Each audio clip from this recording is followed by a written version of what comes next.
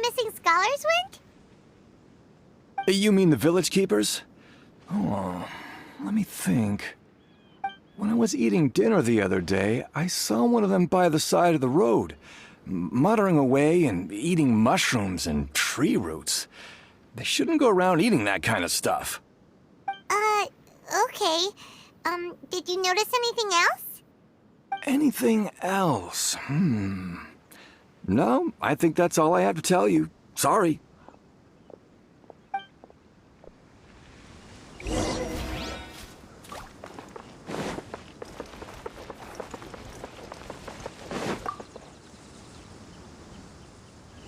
The scholars that have gone missing. Have you seen them? Those eyes. Those fierce eyes. You look like a real fighter. Don't change the subject. Right. You were asking about the mad scholars. I think it's been a few days since I last saw them. I usually go to bed pretty early, so I'm not too familiar with what goes on at night. But honestly, I feel quite sympathetic towards them. Even though they act a little strange, they've helped me in the past. If it weren't for them, my house would have collapsed long ago. Do you also think Grandpa and the others are good people? Grandpa? Oh, hello there. It's little Isak. You mean that nice man who looks like your grandpa's long-lost twin, right? He was actually the one who protected my house. I saw it with my own eyes. He happened to be staying near my house that day and was doing something with his hands on the ground. It still feels pretty surreal now that I think back on it. Did someone teach them how to do that? Well, whatever the case, I'll always be thankful to him and whoever taught him to look out for others. I'm pretty sure that if I ever went mad, I wouldn't be able to do anything like that. Gotcha. Thank you.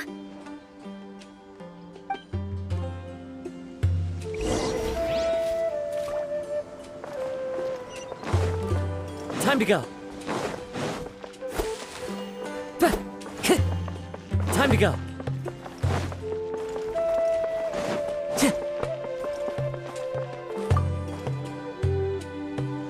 Sir, have you seen my grandpa recently? You know, the one who likes to sit and space out near the village entrance. Oh, well, if it isn't Isak. Oh, your grandpa, huh? It's been a while. The last time I saw him, he was spacing out by the road as usual. I went and asked him if he'd like any of the food I had prepared, despite my wife's protests. Like many people, she's really quite terrified of them. And speaking of my wife, she's still always complaining about how I don't make enough mora. That might explain why she's always mad at me. Oh, thank you. Thank you for taking care of him. It was nothing. You're looking for him, right? Did he go for a walk and get lost? Yeah. That's no good. Well, once you found him, come by my place again and I'll cook a little something for the both of you. I've known you since you were very young, so as far as I'm concerned, you're family. Please feel free to come by anytime. Wow, what a nice guy! Okay, thank you, sir. Huh?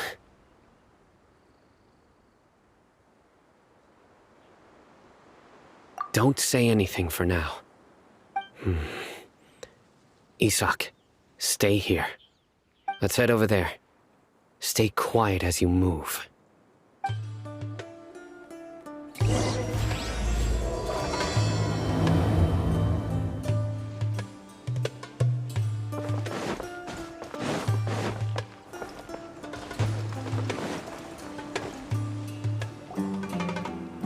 Listen, see if you can make out what they're saying. Have you heard? The mighty King Deshret, the sovereign of our faith, will soon return to this world. Yes, of course I have. King Deshret is the one and only true ruler of this land. I've never believed in any other gods. Still, you say he's coming back, but it sure doesn't feel like life's about to change around here anytime soon. What's your proof? Haven't you noticed? The village has been getting more deranged scholars than ever. Delavar was saying that many people also went insane just before the fall of King Deshret's civilization in ancient times. We don't quite know why, but it seems like there's some sort of connection between insanity and King Deshret. Isn't it a sign of King Deshret's power that all the mad scholars have disappeared? If you ask me, they must have been chosen as the final sacrifice for King Deshret's resurrection. Huh. Now that you say it, that does make some sense. Does this mean our lives are finally going to take a turn for the better? Exactly. Those city folks will get what's coming to them. Now, repeat everything you've just said from the very beginning. Huh? Who are you? Where did you come from? My patience is running thin. You heard what I asked.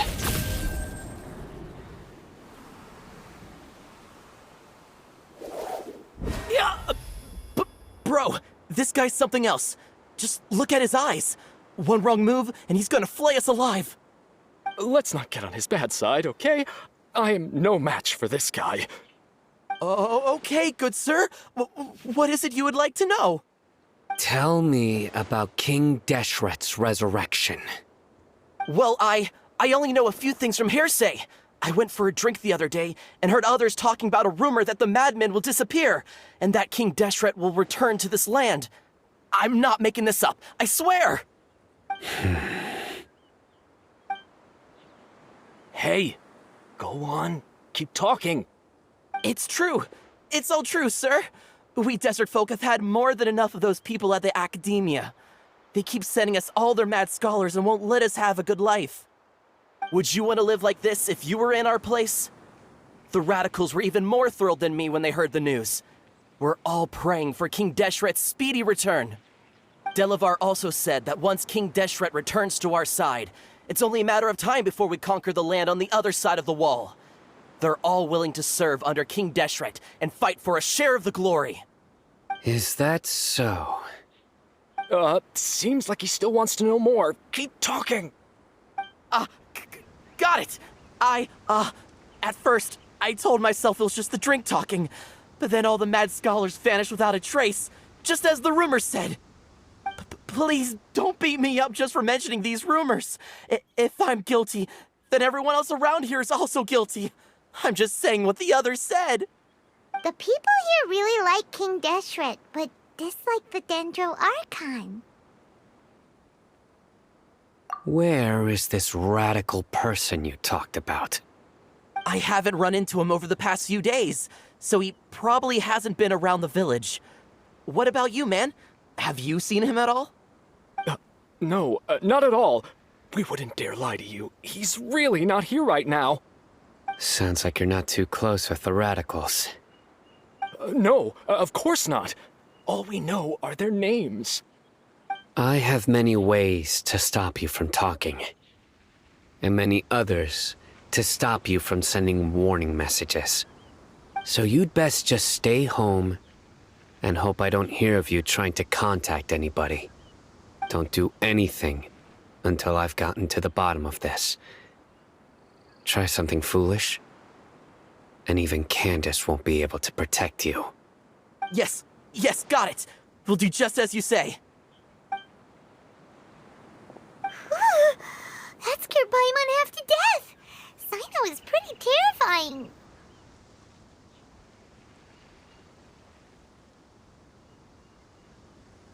He didn't try to reassure us at all. It's like he's used to hearing that. Oh, Paimon bets lots of people have told him that before.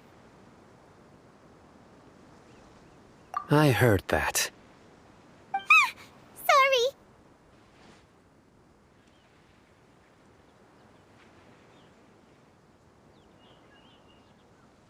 It's part of being a Matra.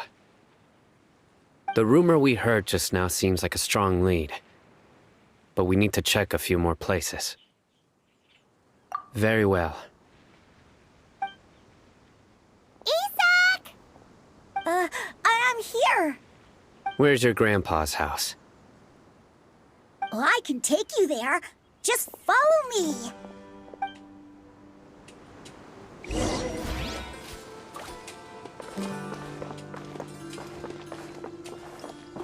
Join the aerolites, please.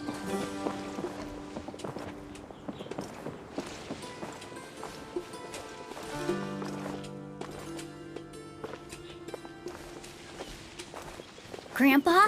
Oh, he likes to be alone. Sometimes he stares at the sky in a daze, and other times he just pokes at the ground with his fingers. Every now and then, he yells out at the top of his lungs, so a lot of people are really scared of him. But he's a good person, really. I know he is. I swear, he's just like my real grandpa.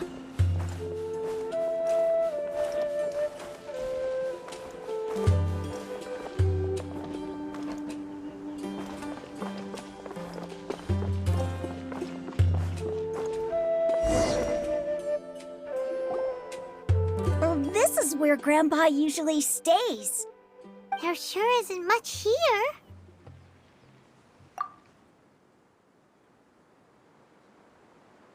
No. Incense? Please don't say it's the same one as before. But are you okay? Are you getting dizzy or need to lie down? There's a scent that you can sense, but I can't. A certain traveler here once passed out from that smell. Thankfully, Tainari saved the day. And then he gave us a long lecture to explain all about how it worked. So, you know Tainari? Huh? You know him too? Are you two friends? Yes. Now that I concentrate, I can also make out the scent of incense. Wait, surely Tainari didn't lecture you too? No, no need.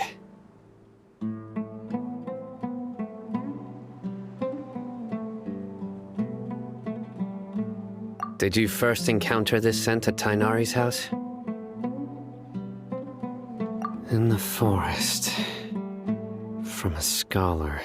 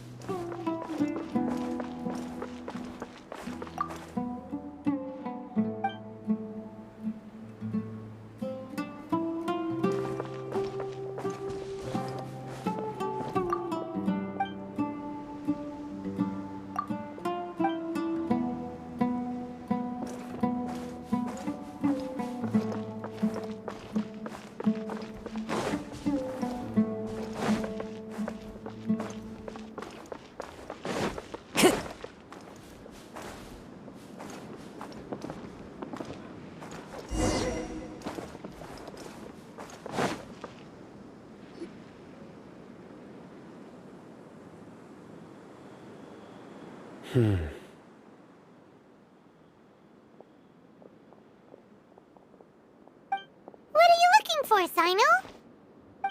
Here it is. Take a look right here. Paimon doesn't see anything. Although the traces have been completely buried in the sand, there are footprints here. From the size and shape, they belong to an adult male. This pattern is a common one from this area. Local shoes. This was probably someone from the village. The scent is quite faint, but still extant. The footprints head in the direction of the door. But who would come looking for Grandpa? He doesn't have any friends. We'd have to ask whoever lured him away with the incense. Huh? So you can lure someone away with just a scent? Hey! What's wrong with liking good food? Everyone's got something they love in life. Exactly. Most scholars are fond of incense, since the smell supposedly helps them clear their minds and discover new knowledge. Even deep within the clutches of madness, they still yearn for their knowledge-seeking days, and will follow the scent whenever it presents itself. No, Grandpa. So, someone's taking advantage of their weakness? Huh. Still, why would anyone want to abduct all the scholars? Are the rumors really true? Could the disappearance of all the mad scholars have something to do with the radicals? It's highly likely. Please, you have to save my grandpa. Grandpa's never done anything wrong. Please help him. Sounds like we'd better help get him back. Don't you worry, Isak. We won't let whoever took him get away with it. Let's head to Aru Village and inform Candace and the others about what we learned here. After that, we'll set off to find the scholars.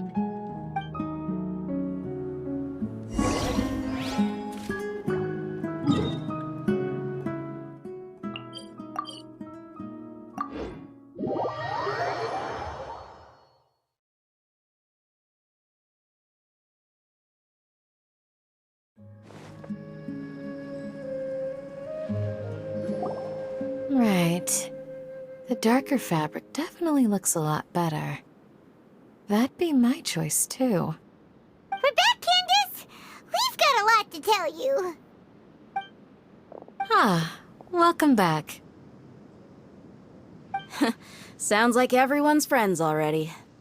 Oh, Dia's here too! You bet. So, everything goes smoothly? Reasonably. Hatham didn't go with you? We haven't seen him at all. Huh. I saw him around the village entrance earlier and figured he was investigating with you. I guess he must have gone off on his own. Did you find out anything useful?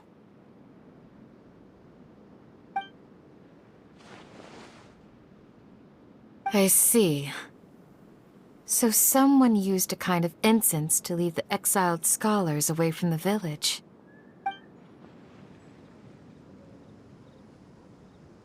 The resurrection of King Deshret? First I've heard of it. Far as I know, the kind of incense you just mentioned is only popular beyond the wall. Scholars are fond of it, but as you can see, there aren't many scholars still studying around these parts. No seller would be able to make a profit here. Not to mention, making incense is a labor-intensive process. You won't see anybody in the desert with the patience to make or sell something that requires that kind of effort. It seems someone from beyond the wall must have been supporting this. Makes sense. So what should we do then? Do we go back to the academia and search for leads there? If it was any other day, that would be your next logical step. But today, you've got me on your team, so you get an extra tip. Didn't you say that the villager got his news from the tavern? Well, I also like to drink at the tavern, so I know a thing or two about these radicals he mentioned. If Paimon remembers correctly, the leader of the radicals is some guy called Delavar. Ah, yeah. Delavar, the scar-riddled bandit, Enger, the wide-eyed butcher, and Jabari, the duck-tailed bearded crook. The whole lot of them are known around these parts.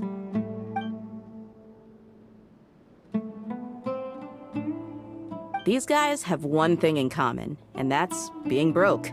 The rougher life gets, the more they want to believe in King Deshret. Way they see it, King Deshret's resurrection is their only chance at overthrowing the academia. Throwing all of Sumeru into chaos is the only way to change the way of life here in the desert. Anyway, that's my guess why they've chosen to become radicals. Tia! You're amazing! You really know this place inside and out!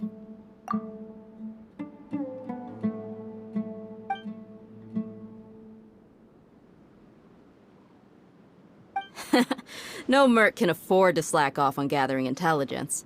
Every mora I've spent in the tavern has been a valuable investment. Let's head out. Now hold on, you're staying right here, Sino.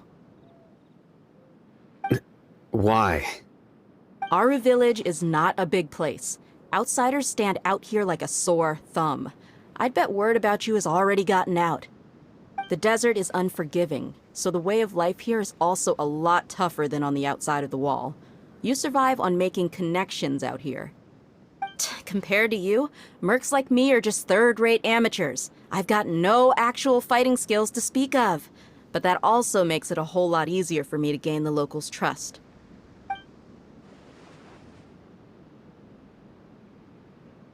I need to go around and ask some questions, but it'll be difficult if you're with me. Fine. Good. Then we've got a plan. The Traveler and Paimon will go to Caravan Rebot with me, and we'll try our best to figure out where the Mad Scholars have been taken. Sino, you'll have to stay in the village and continue investigating on your own. All right, sounds like a plan.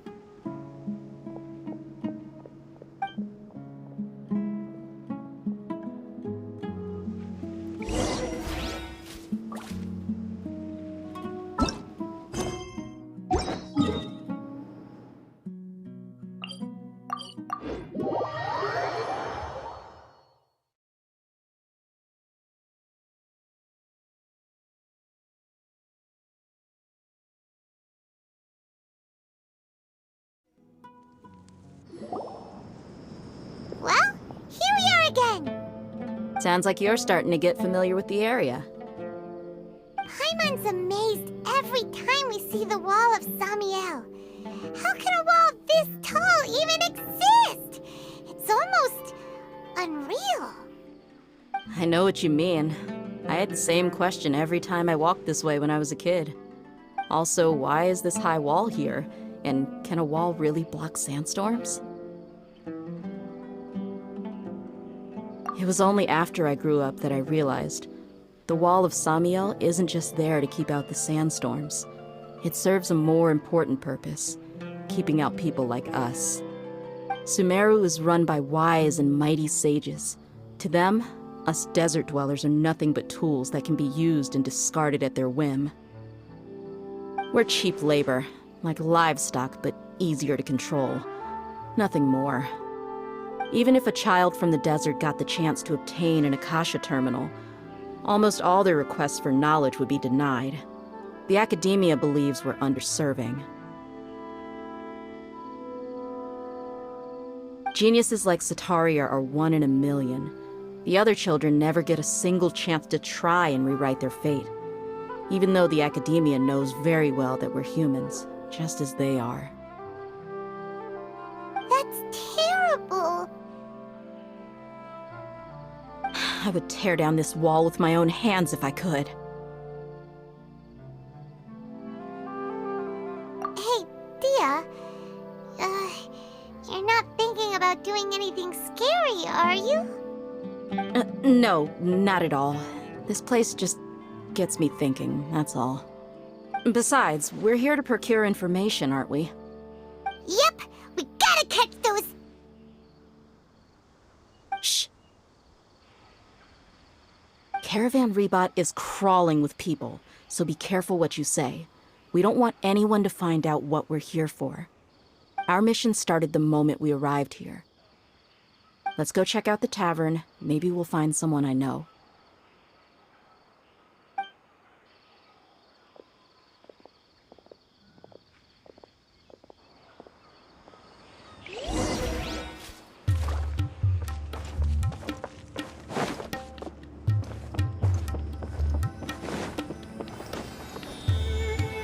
Just our luck. None of them are here today. You mean, you don't see anyone you know? Dia, is that you? What a coincidence. You here for a drink too? Zaki. Finally, a friendly face. Oh, and who do you have with you here? Guests from another land? Hello, hello. I'm Zaki. Dia's, how would you put it? Drinking buddy? We've had drinks together a few times. You could say we go back a ways. Anyway, as far as my friends here, they aren't too shabby, are they? You rarely see any Outlanders so friendly and respectful nowadays. Absolutely. Much better than those people on the other side of the wall. So, Dia, are you looking for someone? Yeah.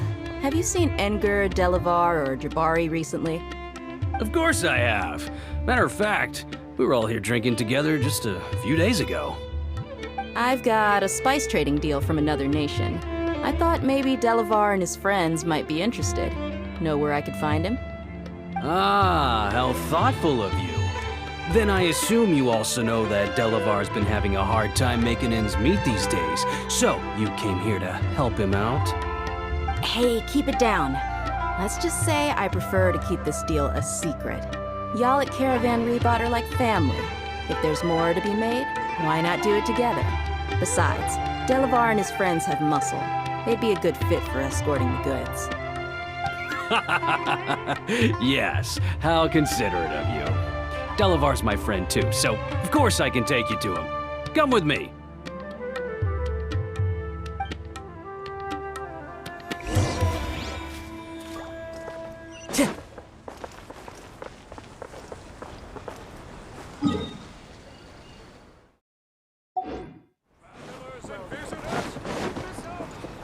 Time to go.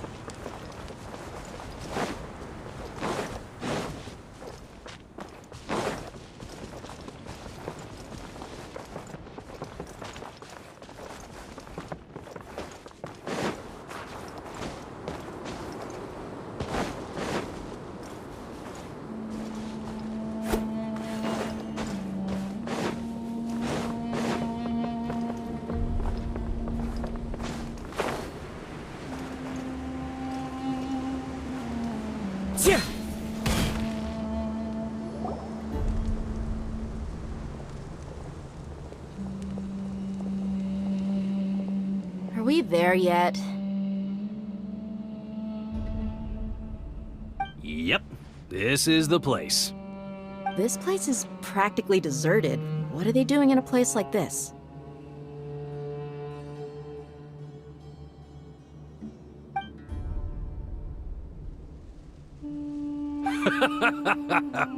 Why don't you take a guess? Go on, a wild stab in the dark. You're like lambs to the slaughter.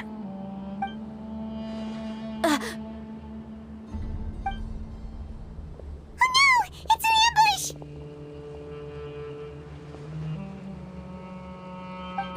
What's this all about, Zaki? Come on, Dia.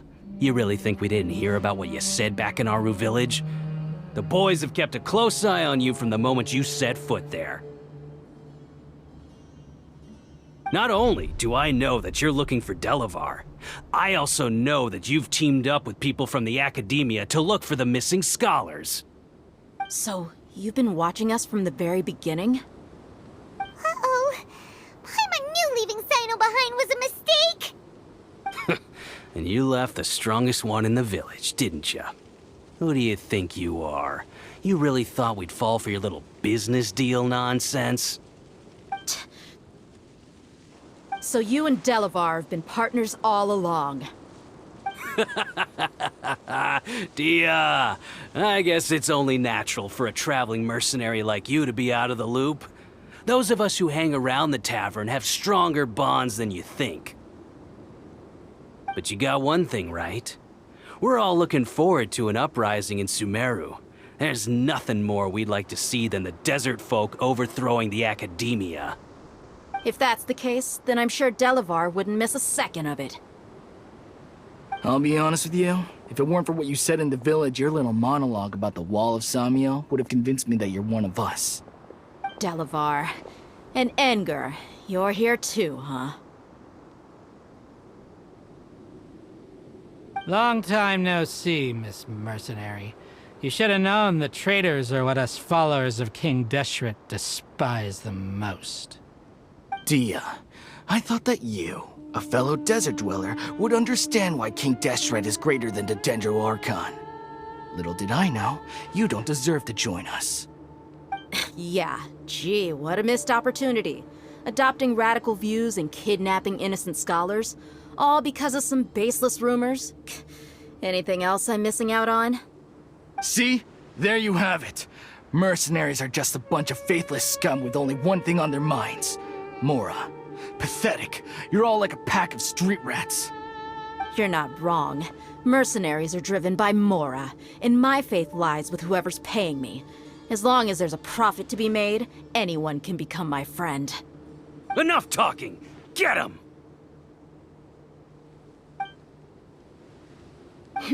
Just as I expected. Let's teach him a lesson, traveler.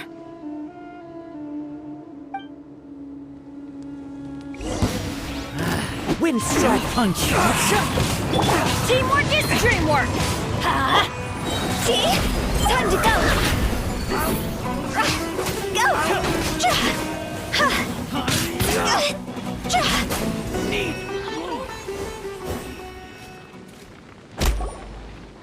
Impossible!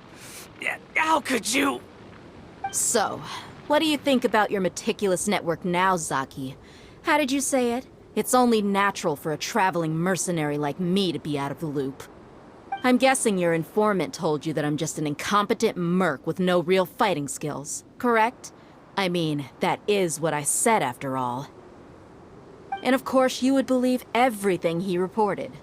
The only thing you know about me is that I'm a mercenary, but you've never seen me in action. Even though you heard we went to handle monsters together, you believed that Candace was the only one doing all the real fighting. That so-called Flame Main is just a fraud. She admitted it herself. She just uses her connections to gain the trust of others. That's what you thought, right? Ugh. You lied in the village because you figured that we'd have people watching you. And you were stupid enough to fall for it. I figured as much the first time we drank together. You all thought you were so smart. Pathetic. Okay, that should be all of them. Whoa! So you've been planning this since we were in Aru Village? No task can be done without preparation. I just happened to notice a couple suspicious-looking people while you were out investigating. Oh, but instead of catching them right away, you let them report back! Those two who were snooping around were just a couple small fries. If we want to get the real catch, we have to be patient and give it some time. Oh, you mean the funny name she mentioned back in Uncle Ampu's house? The wide-eyed butcher, scar-riddled bandit, Paimon can't remember them all. That's just a bunch of drunk talk. Engar and Delavar like to talk themselves up when they're drinking. Engar, the wide-eyed butcher, and Delavar, the scar-riddled bandit, are the nicknames they came up with for themselves. Alcohol has a way of making people share what they really think, so Engar and Delavar are always rambling in the tavern about how King Deshret is a superior deity. What about Zaki? He's just a numbskull who fell right into our trap. Zaki was probably the best hidden of them all. My initial plan was to find Delavar first, and then try to track him down. That's what you wanted to ask when we were at Uncle Anpu's house, right? Jabari is one of the villagers you talked to. You know, the one who wanted to treat Isak and his grandpa to some food. Wait, so he's a radical too? No, he isn't.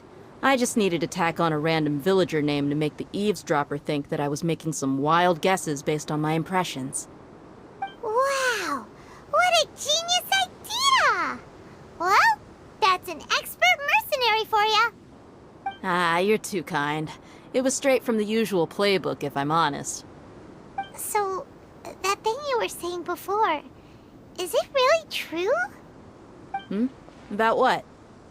About how mercenaries only care about Mora, and that anyone's a friend as long as there's a profit. Does that bother you? What makes you so sure?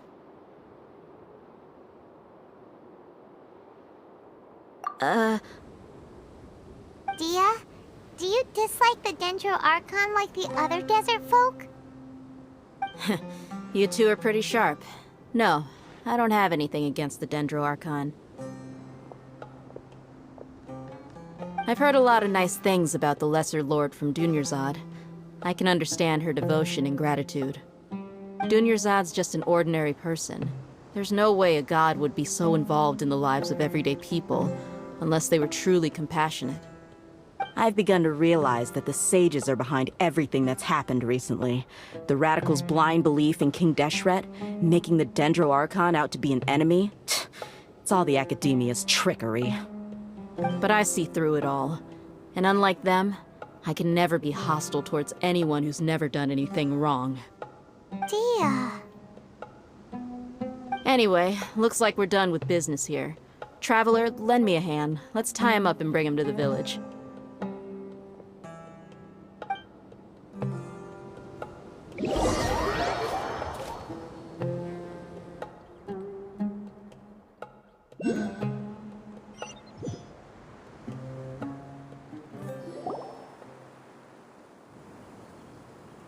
This should be all of them. I'll let you take it from here. All right. I'll be in touch. Until then, please stand by. Candace, do you need any help? Candace will be okay on her own. I trust her, so you can too. She's been guarding Aru village for quite some time now. If anyone is qualified to question the offenders, it's her. While I'm questioning them, why don't you pass some time by exploring the area? I'll meet you back here tomorrow morning, Traveler. As for these idiots, let's just hope they live to see another day.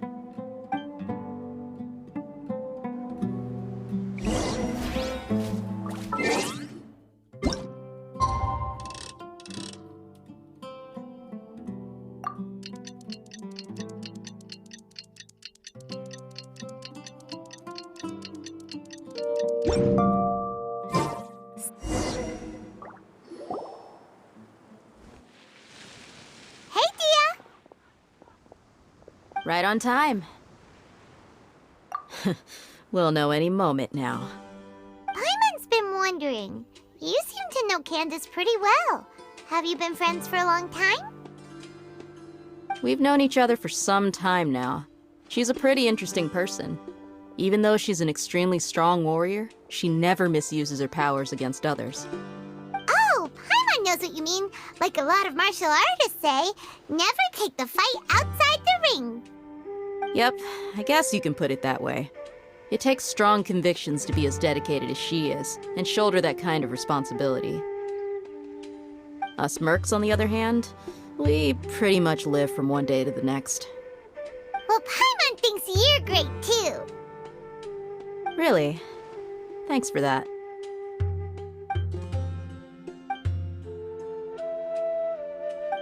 Oh, Sino's here, and he's pretty early, too. Yes. I was here yesterday to help out a little. To help out? By doing what? Sharing some interrogation techniques. Oh, you mean you taught Candace some more persuasive methods? Right. Come on in, everyone. Come on, let's go inside.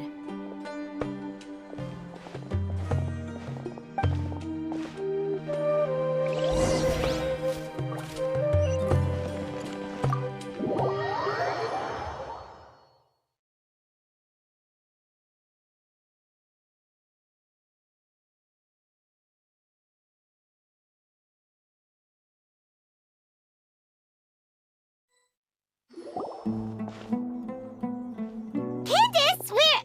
Whoa, you look furious. Do I? Huh.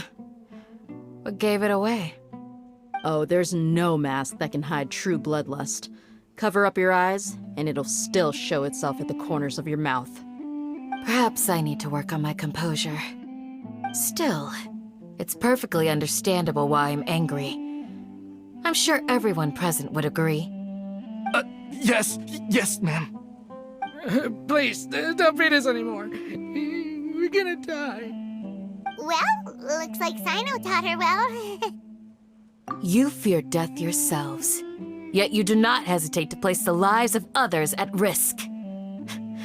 The absurdity is mind-boggling. The ones you call mad scholars are known to us as the Village Keepers.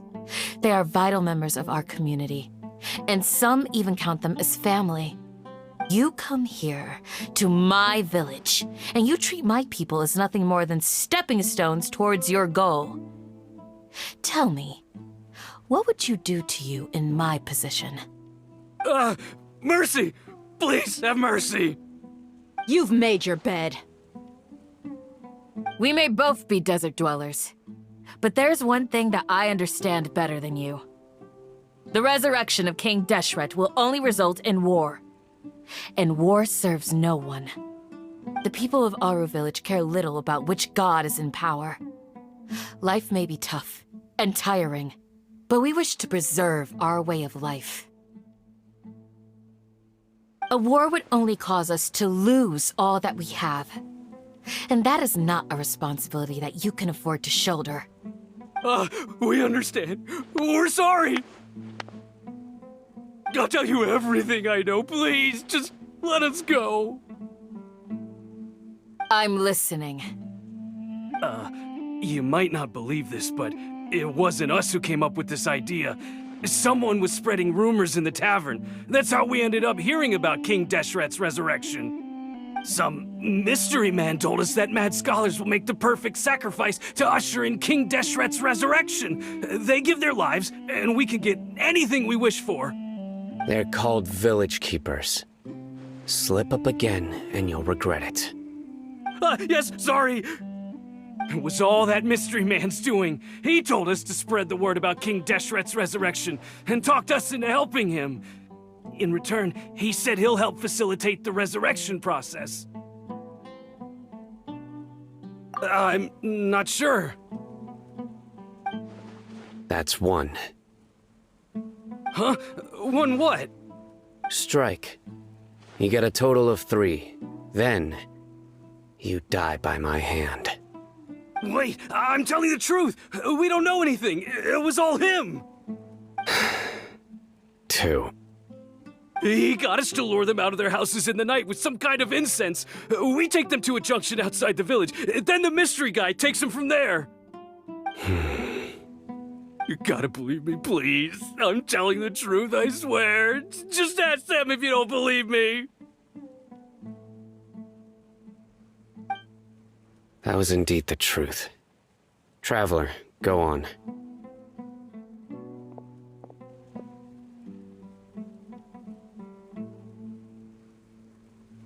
You have to believe me. If I knew that, I would have told you his name right away. I'm not risking another beating to keep his secrets. No way. That guy, he wears a cloak, and he's always careful to cover his face. He calls himself King Deshret's envoy. I believe I may know what's going on. Uncle Anpu? What do you mean?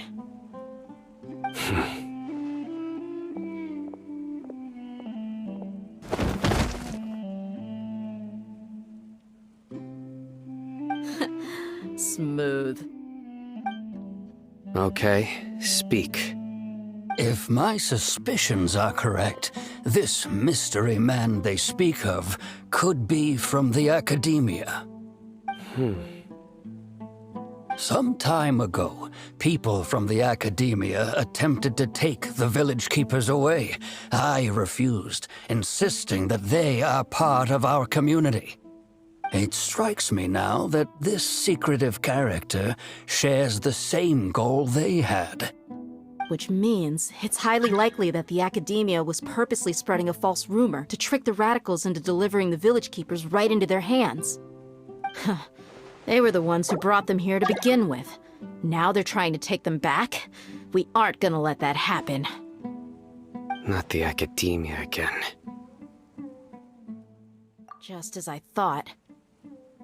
But what could they want with the village keepers? People are nothing but tools in the eyes of the academia. A change in their plans likely means they found another way to exploit the scholars. Regardless, our top priority now is locating the village keepers. You're right. Isak is still waiting for news on his grandpa. Time to go. Let's leave the village and try to track them down. Yes. Pack up and get ready to leave. You got it. Candace, I'll let you deal with the radicals. Leave everything outside the village to us. All right. Let's meet back here once everyone's ready.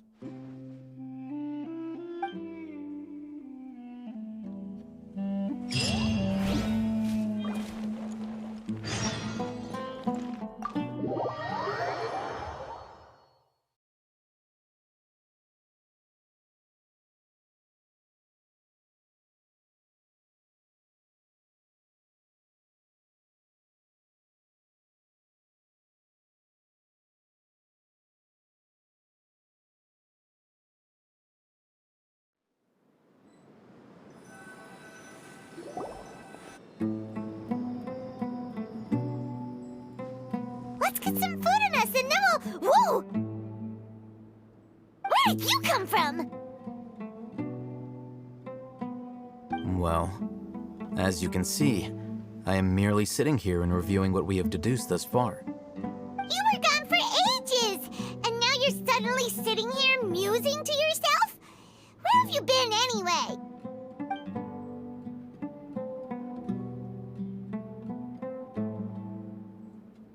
Hey, what's with the silence? You never think things through before asking questions. I'm giving you some time to make up for that. Paimon's so mad! Paimon's gonna give you an ugly nickname! Never mind. Paimon's got nothing. There's just nothing super obvious to pick with this guy. It makes it so hard. Well, you've heard nothing to suggest I left this whole time. So clearly, I stayed in the village to investigate. Anyway, you plan to leave Aru Village and keep searching for the truth of this matter, yes? Yep. We're not gonna find out anything more by staying here, so we thought that we might as well take the search elsewhere.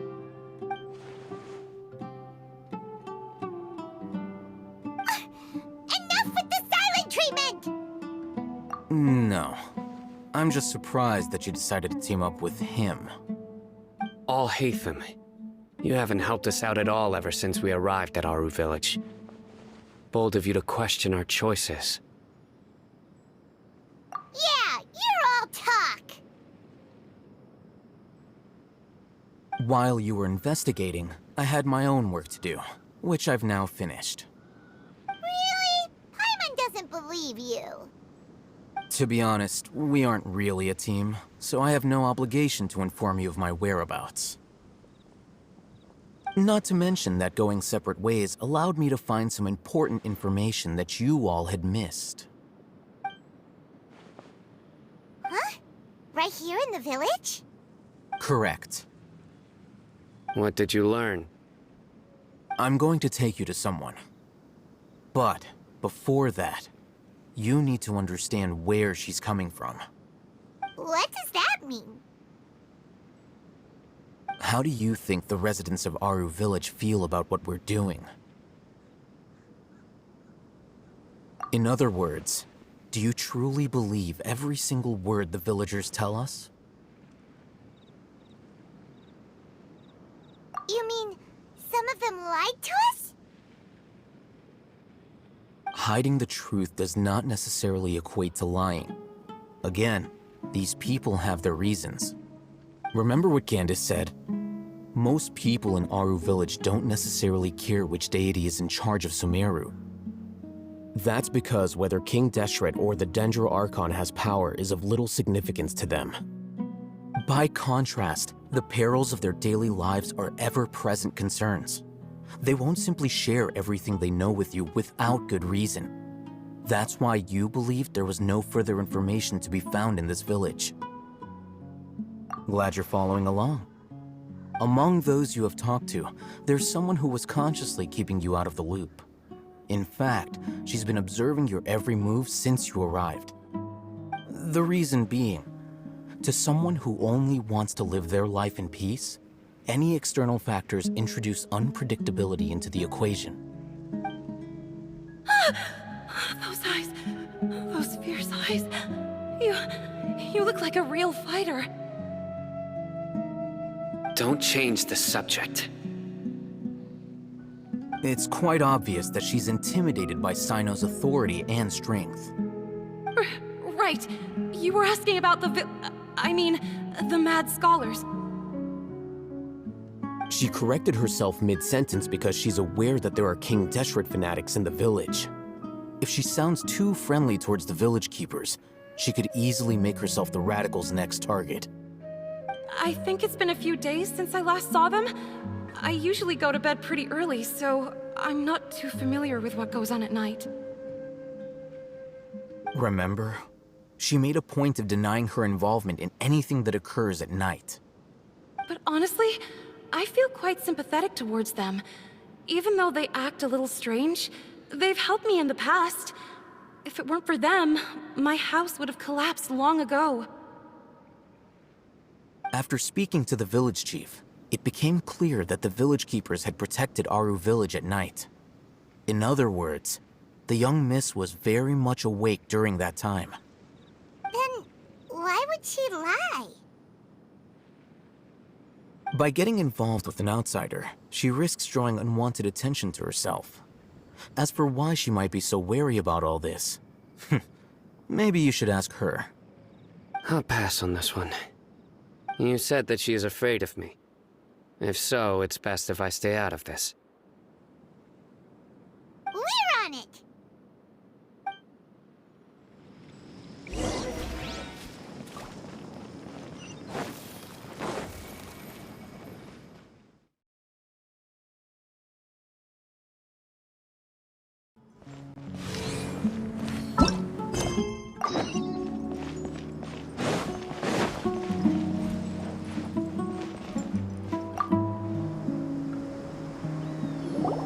Miss Shawnee, as we discussed earlier, I've brought someone with me.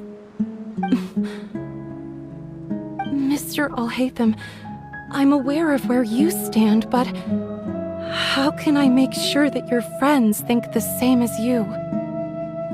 Huh? What do you mean? We need to clarify our stance or something? Go ahead and talk to her.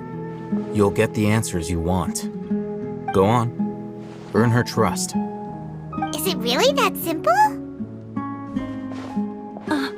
May I call you Traveler? Hi, Traveler. I want to ask you something. Do you think the resurrection of King Deshret can truly change Sumeru for the better? Why's that? That's very similar to what Miss Candace says. I know you two are friends. That's why I'm willing to talk to you, even though I do have some reservations. Before, I wouldn't even have the courage to ask something like this. Traveler, do you believe our lives will get better? Yeah! We came here from another nation, so it isn't wrong of you to be weary. And we aren't really residents of any one nation. But even so, we've met lots of people from different places, and we've always fought for what we believed in. We have friends in Sumeru, and we want to help them. That's why we decided to stay here for a while.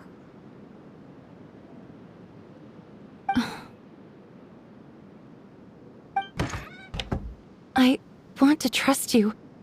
My apologies for posing my questions like that. To be honest, I didn't expect you to come back for more information. Alhaitham told us you have your reasons. It's okay. We understand. The fact is that only one side of my family is desert folk. I don't really fit in anywhere in Sumeru. Some believe in the Dendro Archon, while others believe in King Deshret. I don't belong to either side, and neither side would want me. Speaking of which, the radicals mentioned that they despise traitors. Do they just think that anyone who's different from them is a traitor? Yeah. Some people can be so narrow-minded when it comes to bloodline and beliefs. It makes no difference what I say or how I behave. I'll always be suspected of having ulterior motives. Slowly, I just stopped talking to people. I pretended not to hear or see anything. All I want is to live my life in peace. And then it happened. The village keepers who had helped me disappeared with no explanation, and I didn't dare breathe a word about it to anyone. Until now. You can tell them. I'm sure she'll keep your secret. All right. I'll tell you what I told Al-Haytham. I actually have a sharper sense of hearing than most. Sometimes, I hear strange crying sounds in the night. There are ghosts? Perhaps. I'm not sure. It's faint, but it's definitely the sound of crying. It comes from far away in the distance, and always carries very raw emotion. It used to be louder and more frequent, but ever since you arrived in the village, it doesn't seem to happen as often, and when it does, it's much quieter. I have to focus really hard to make it out. I confirmed this with the guards on night duty. They also have someone with a good ear, and he's heard similar sounds at night. But, because we're in the middle of a desert, he would rather believe that they are the cries of beasts than ghosts. There's really nothing around these parts, except for an old hospital not far from the village. I think they used to use it for treating Elazar, but it's been abandoned for years. Yeah, let's go!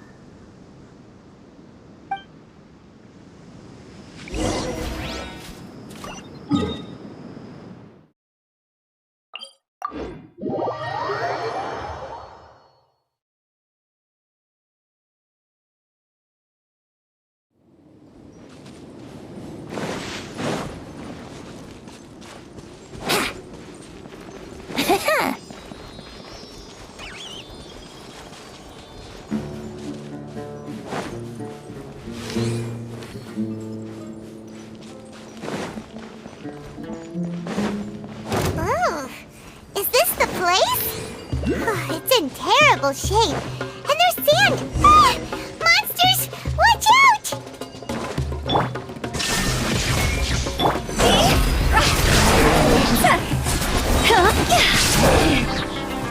Cross over!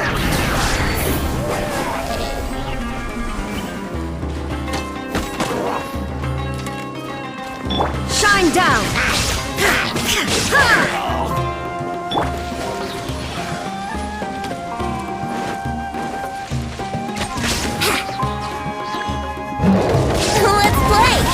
You can get away. Now you shall perish. Everybody stand back. Time to go.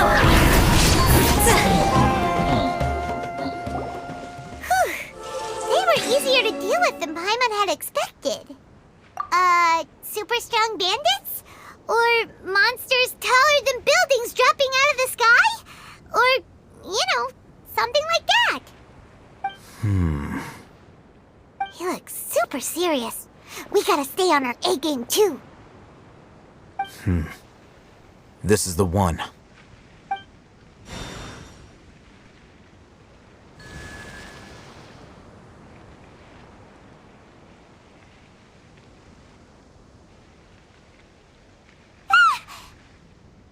Let's go in and take a look.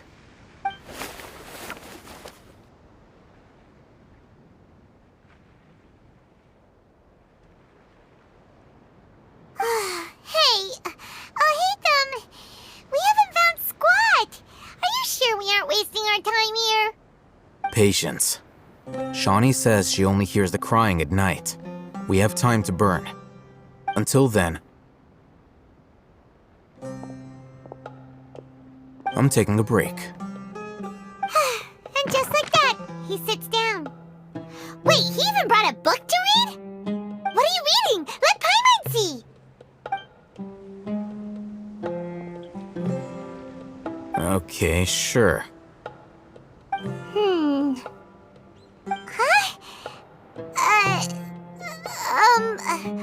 The natural position, which is the positional propensity of an entity in natural motion in contrast with an object in forced motion? Huh? when free from external influences, every entity displays the tendency to follow its natural trajectory? So, you got that? Oh, Paimon gives up. You keep reading your book. See ya! How is he so relaxed? Look at him, reading an impossible book in a creepy place like this. Hey! Paimon's your Tibet travel guide. Paimon knows plenty of useful stuff already. And anyway, is that Paimon's fault that the books people read in Sumeru are so complicated?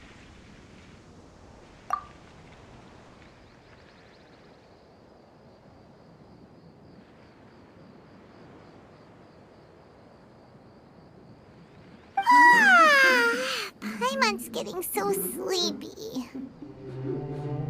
Huh? What was that sound? There it is. It's coming from that direction.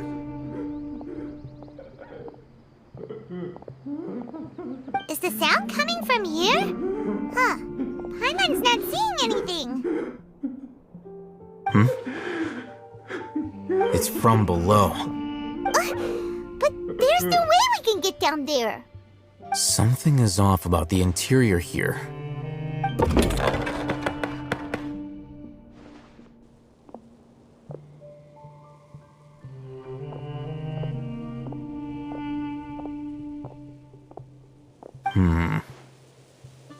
As I thought, there's a hidden structure. Wow. It's like they tucked another hospital into this one. Oh, it looks like there are other mechanisms around here. Let's keep exploring.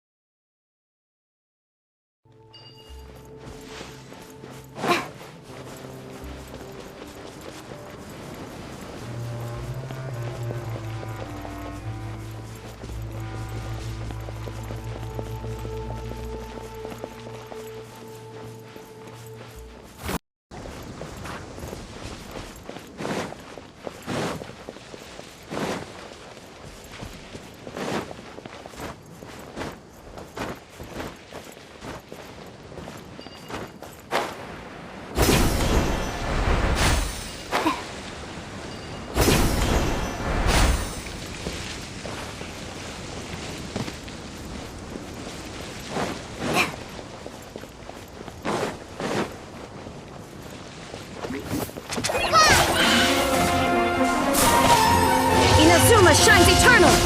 There is no escape!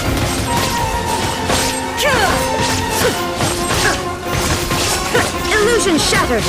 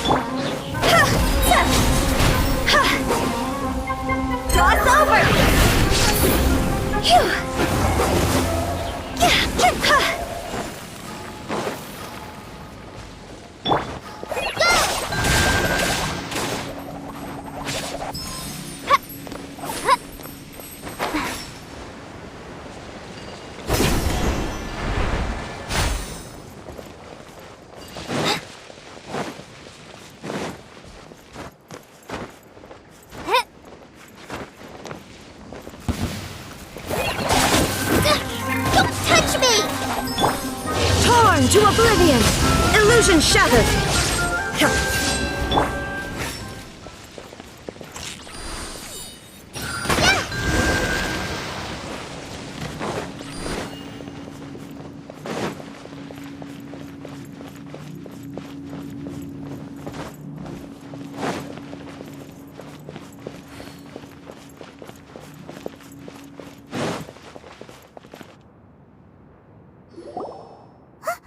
Look! There's someone over there! Good idea. Let's approach him slowly without alarming him.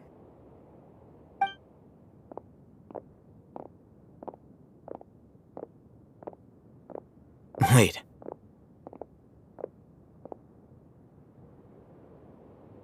You're...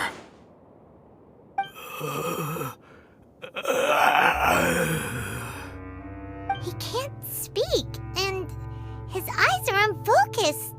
But he looks too young to be anyone's grandfather. Also, why is he the only one here? Didn't expect to see him here. You know him? He's Razak, a senior of mine at the Academia. He's a scholar too? Is he the kind that holes up in a forest and mumbles stuff about training? No.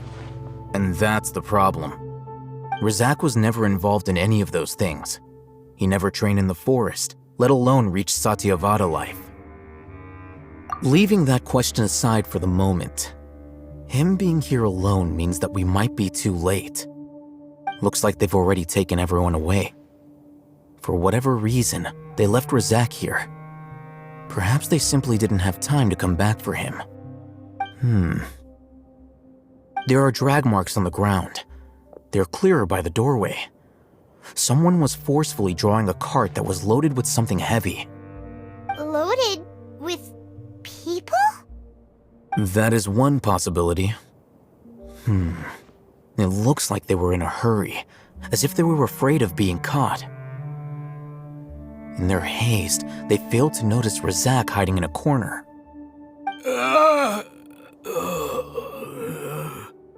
The symptoms are identical. Looks like we found living proof. Huh? Why do you say that? Allow me to jog your memory. Recall your time at Port Ormos. Don't you think his symptoms look familiar?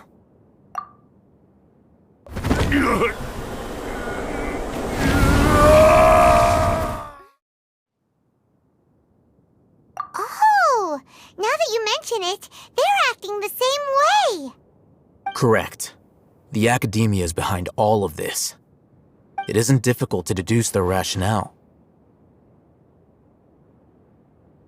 First, the Academia spread a false rumor of King Deshret's resurrection, emphasizing the role of the village keepers, the mad scholars who were exiled to Aru village. These rumors were all the persuasion that the radicals needed, and those based in Aru village leapt into action. Unbeknownst to them, of course, through rounding up the scholars, they were actually helping the Academia. As well as being able to exploit the radicals for their own ends, this scheme has one further advantage to the Academia. all the risks and responsibilities are offloaded onto King Deshret's followers. Life for the desert dwellers has been brutal ever since King Deshret's death all those years ago. Beneath the surface, feelings of desperation are widespread. Many would give everything they have for the prospect of something better. Anyone looking to exploit that for their own ends simply needs to make a few empty promises.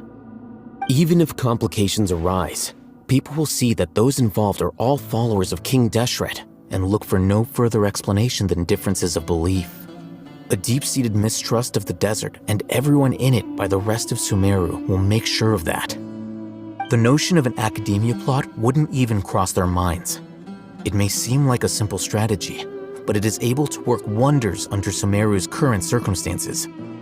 Oh, that makes a lot of sense. It's in line with the village chief's theory, too. But there's still one very important question.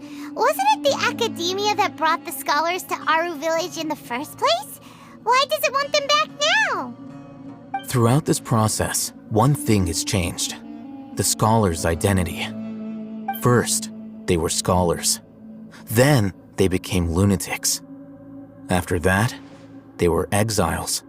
And finally, they become missing persons. An exile is still patently a living, breathing human being. But when someone becomes a missing person, that is brought into question. If you can't find someone, you have no way of knowing what exactly happened to them. That makes missing people an ideal resource. Resource? For what exactly?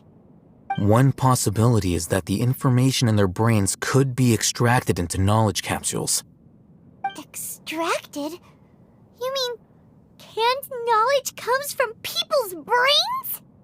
With the technology of the Sumeru Academia, it's entirely possible. Perhaps the process caused them great suffering, which is why they cry out in the dead of night when no one is watching them. So, the human brain... Nope, nah, Paimon doesn't want to think about this. I'm the Academia scribe, after all. I'm familiar with their projects.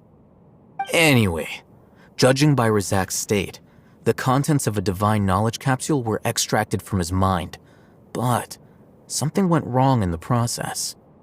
Or perhaps his curiosity got the better of him, and he used such a capsule for himself. Paimon's a little confused.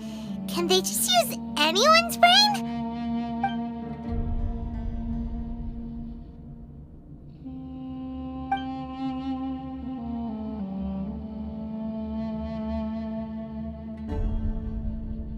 The look on your face tells me you've realized the answer. That's right. To some scholars, gaining knowledge about the gods is their entire life's pursuit. Extracting canned knowledge is just one of the extreme measures they turn to. However, I can't help but wonder, what do they seek to gain from divine knowledge? The Academia is going out of their way to look for forbidden knowledge, but what is their ultimate goal? I've spent quite some time trying to analyze the contents of the divine knowledge capsule, but to no avail. It seems like my way of thinking is too different from theirs. You mean you're not even slightly interested in getting your hands on this forbidden stuff? All scholars seek to expand the horizons of knowledge, but I'm not particularly interested in gods, so I don't share their degree of zealotry. Extracting information from people as if they were lifeless objects? If this is the direction of academic progress, then the Academia may as well shut its doors. Sounds like you're really against all this. Of course. The Academia's actions run contrary to their rules. Whether it be academics or knowledge, everything has its boundaries. If those lines are crossed, the rules and order that govern everything in the world will be destroyed. This matter needs to be corrected, just like fixing a typo in a book. Wait, didn't you step in to help because you felt sympathy for those poor people? Not to be callous, but no. My criteria are a little more restrictive than that. There is no shortage of suffering in Sumeru, and the same can be said for the rest of Teyvat as well. What do you plan to do about that? Save every last person? Probably not. Paimon's not sure. You can say that. Simply put, I don't blindly place my faith into strength or heroism. I do what I want. The divine knowledge capsule is something I want to investigate in full. That doesn't mean I'm willing to take action for the sake of a few strangers.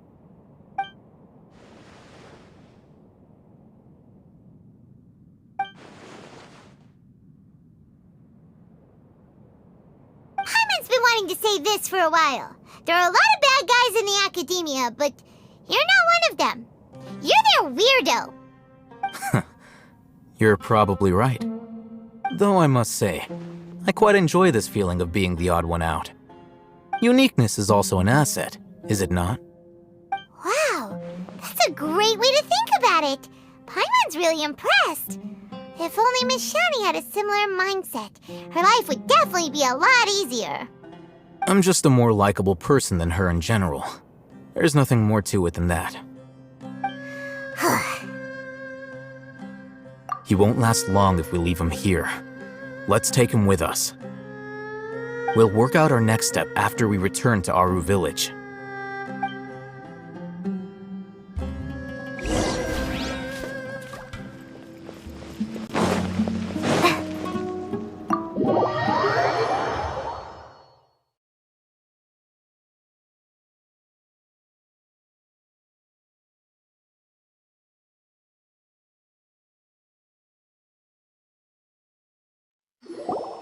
We're back! You must be tired. You should rest and take some water. What's the situation? Who's this? Unfortunately, somebody who's too young to take on the role of Isak's grandfather. Nevertheless, he's one of the people we're trying to find.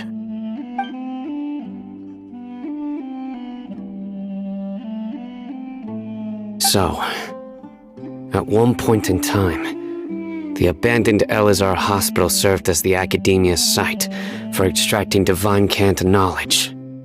Yep, pretty much. Their plan must have been implemented at some point before we arrived at Aru Village, since divine cant knowledge has been in circulation for a while now.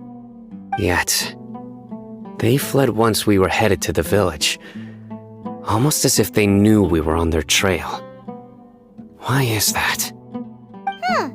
Yeah, why is that? We may have a mole in our midst. One of us could be secretly revealing our whereabouts to the Academia. Huh? Are our friendships that shallow? Looks like none of you have realized wherein lies the issue. Sino, you're the reason why they can predict our movements. Wait, what's that supposed to mean?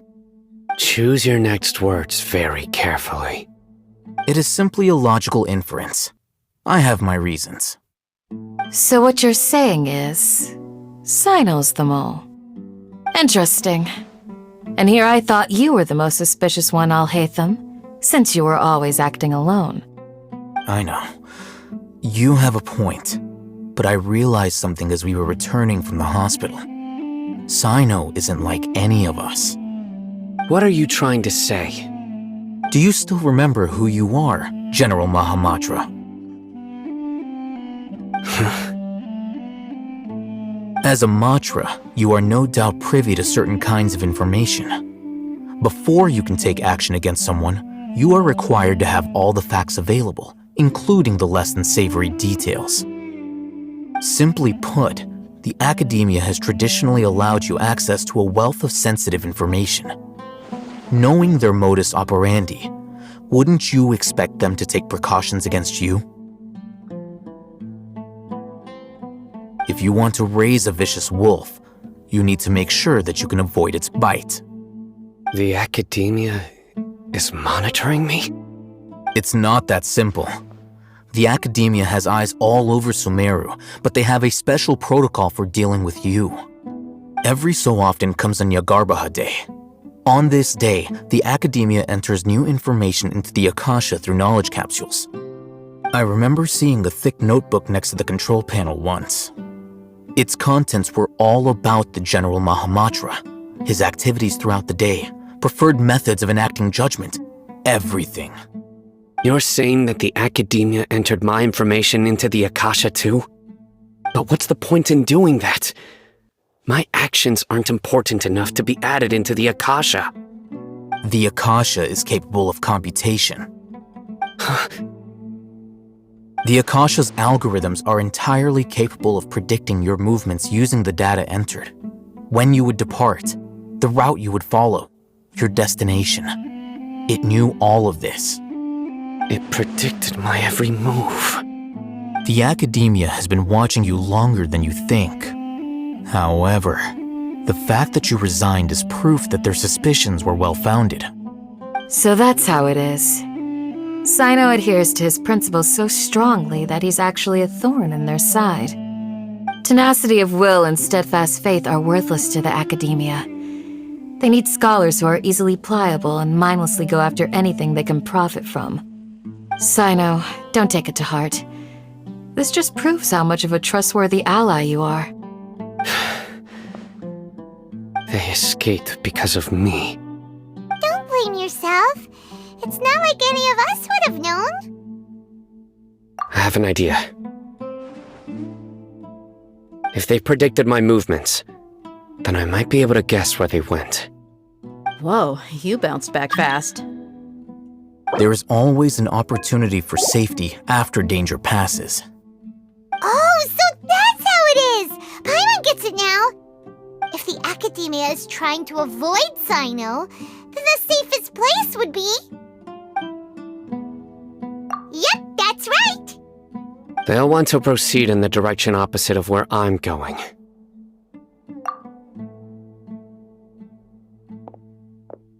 I must go. There's also something I want to investigate. Let's go, guys! After him!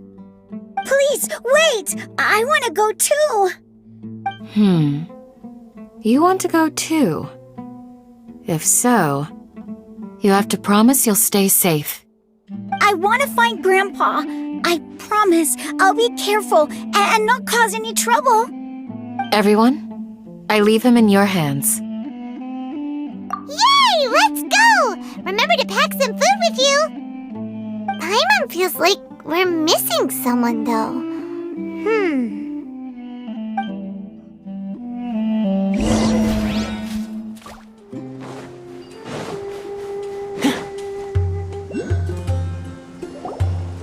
So, where do we go from here? Yes. After leaving the village, we should head straight toward the desert.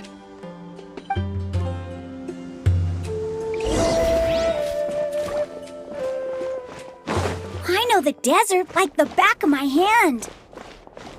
Is that because you play here a lot? Yep. One time, Grandpa almost got lost in the desert, but I was the one who brought him back.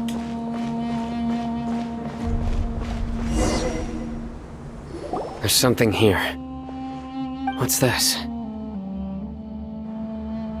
It's buried in the sand. Looks like we'll need to roll up our sleeves and do some work. And Paimon thought running around everywhere was already enough work. Okay. So, we have to dig it out? Whatever's down there looks like it's buried really deep.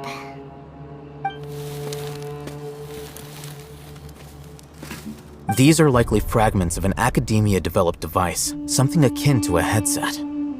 Looks like there were more than one village keeper. They must have been escorted this way because there are device fragments scattered around here. Let's split up and search the area. Chances are that we'll find other things nearby.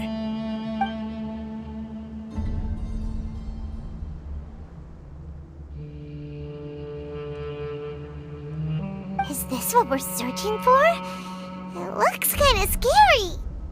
This is definitely a device used to extract divine knowledge. How did it end up buried in the sand? That can't have been part of the plan. They must have been attacked along the way. Wait, what? Grandpa, I hope you're okay. Don't worry, your grandpa's gonna be fine. Razak didn't display any signs of starvation or dehydration, which means that they left fairly recently. We should be able to catch up. One more thing. Given that the device had been entirely covered by sand, I believe the attack must have happened prior to the sandstorm.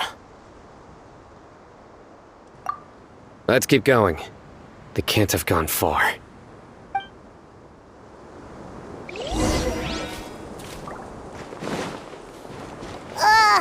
But running on sand is so tiring!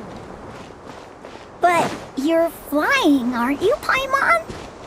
Is flying over sand tiring too? Of course it is!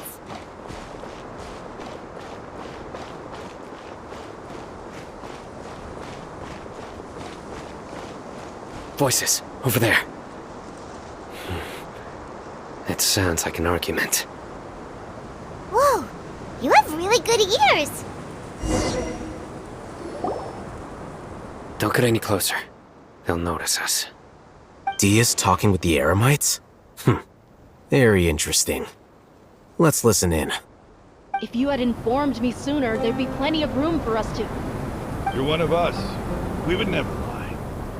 Scholars. You don't know as much as I do. Need me to... I knew it. That's our Dia. Tia? Why would you? Tia! Hey, what are you doing? Huh? Didn't you say you'd help me find Grandpa? Why are you on their side? Well, look who's here. Ain't that something? This complicates things. You've betrayed Aru village? So, this is the great General Mahamatra. Dear, you'd be better off as my assistant than hanging around with this motley crew. Seen for yourself, I have the means and methods, and my ideals are far more admirable than theirs. I'm not the type that's easily swayed, Raman. You of all people should know that. Wait, what's going on, Dia? Whose side are you on here? Shut it, Paimon. It doesn't matter. Whichever side you pick, nothing can deter us from the grand mission of resurrecting King Deshret. Once our Lord of Old returns to this land, we will have a new beginning. Face the facts, Raman. It's not gonna happen. You should understand that more than anyone. Have all your years as a merc taught you nothing about placing hopes in a ruler? I'm a desert dweller and a proud follower of King Deshret. Whether I live by the edge of the sword or in peaceful comfort, my soul will always carry this conviction. It's not too late yet. The village mad scholars aren't gonna bring King Deshret back to life. You don't understand, my dear lady. Pursuing our faith is our purpose in life. Even if the chance of success is 1 in a million, we must be willing to give everything we have. Even if it'll expose you to the academia? Even if they end up disbanding the Eremites? Your Eremites, which you've worked so hard for all these years? Yes. We've waited a long time for this day to come. The sun and the moon no longer shine here. All you see now is cracks in this desiccated land. But fate has finally dealt me a hand to play against the academia. With these scholars in our custody, we'll stomp the academia's forces and fight our way beyond the wall of Samiel. Ridiculous. Think about it. The academia controls the entirety of Sumeru. Your powers are negligible in comparison. If you still don't believe me, then try asking these two men. They're also against the academia, but neither of them are as arrogant as you are. They look more like pawns of the academia to me. Why would I listen to anything the people of Greater Lord Rukkhadevata have to say? Filthy traitors. Your god abandoned all honor and betrayed King Deshret. We desert dwellers will never trust the likes of you. It's impossible to communicate with someone so hostile. Perhaps we should.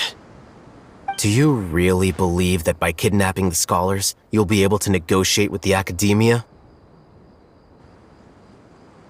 These people have no value as bargaining chips, but I could be persuaded to take their place as your next hostage. These scholars were exiled from the academia. I, on the other hand, am their current scribe, and will be a much greater asset to you. Wait, you can't be serious. So, you want to trade places with the hostages, do you? Precisely. Any wise person would gladly accept my offer. What are you thinking? What if they decide to kill you instead? Well, that would be bad luck for me. However, I'd get the chance to observe the scholars, perhaps even find out the truth. Think you can talk me over with that confident look of yours? I'm not trying to persuade you. I'm using this as a means of joining forces against the academia. You are the scribe. What do you have against the academia? Not all desert dwellers believe in King Deshret, and the same applies to the academia. Why must all knowledge seekers approve of the academia's way of doing things?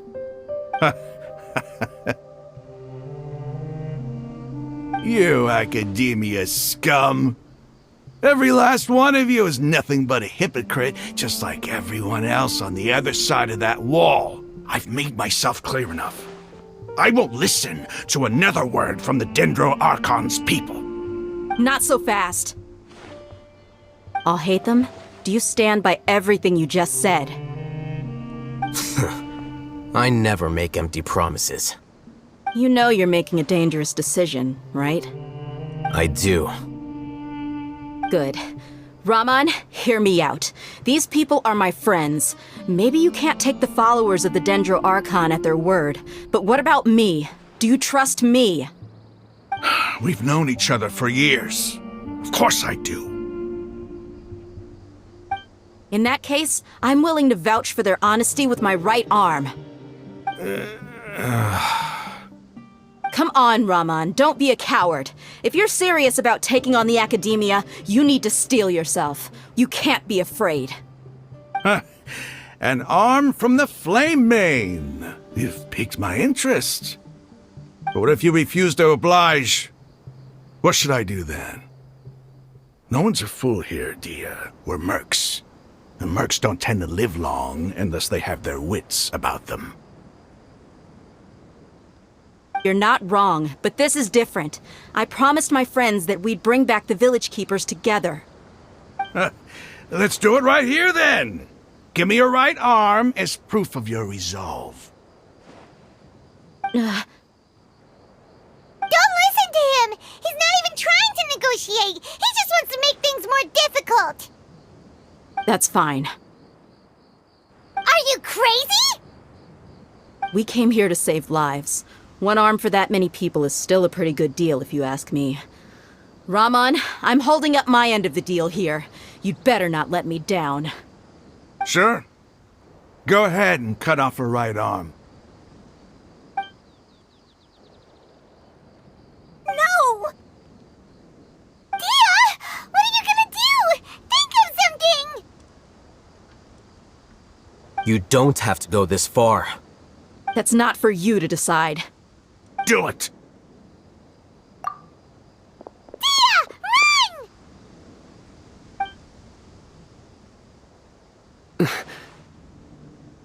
Run!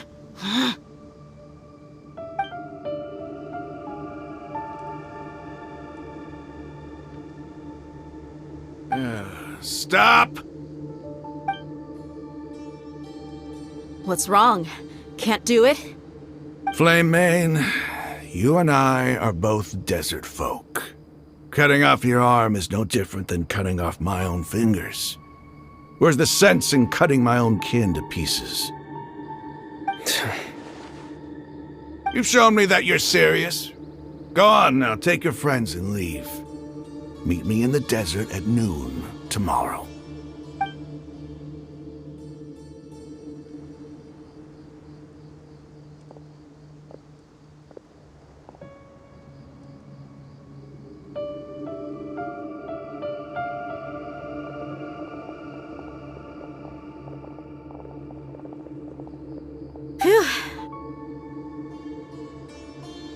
I was really counting on him not going through with it.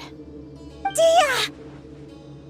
That was crazy! Have you all lost your minds? What if he'd actually cut your arm off? Then I just have to hold my claymore with my left arm. Okay, I'm sorry. But sometimes when you're out on a limb, you gotta double down to seal the deal, you know? Don't ever make a promise like that again. I can deal with the likes of them. If it came down to it, you would not lose to them either. I don't doubt it, Sino. But this is about more than me and them. There's a lot more where they came from. Even if we got rid of one bunch of radicals, there are others out there. Wiping them out would do more harm than good. As you wish. I'm sorry, Dia. I should have stayed put and listened. I should have trusted you. It's okay. I promised you I'd help find your grandpa, so I'll do whatever it takes. Whatever it takes? You just might be scholar material. Huh? Are you serious? The Eremites once said that I was a lunatic. Perhaps a little madness is essential to be successful in research. Why does it feel like he's using his praise for me as an excuse to brag about himself? Okay, let's get moving. We should head back to the village and rest up. Today was just a trial run. Noon tomorrow is gonna be the hard part.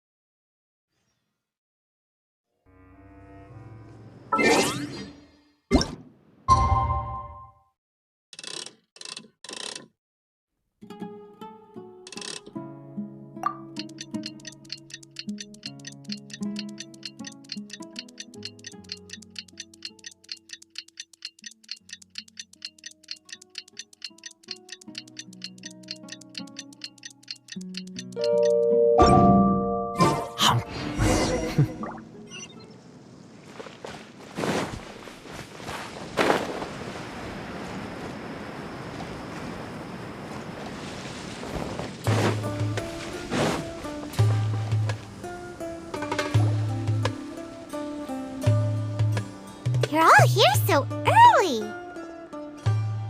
Looks like we have everyone here. Isak, are you sure you want to come with us? I'll watch from a safe distance. Dia, I want to be there to bring Grandpa home. Okay, let's go then. Dia, wait. What's the matter? I heard that you were quite reckless yesterday. No more of that today, understood? Or I'll be very upset with you. Fine.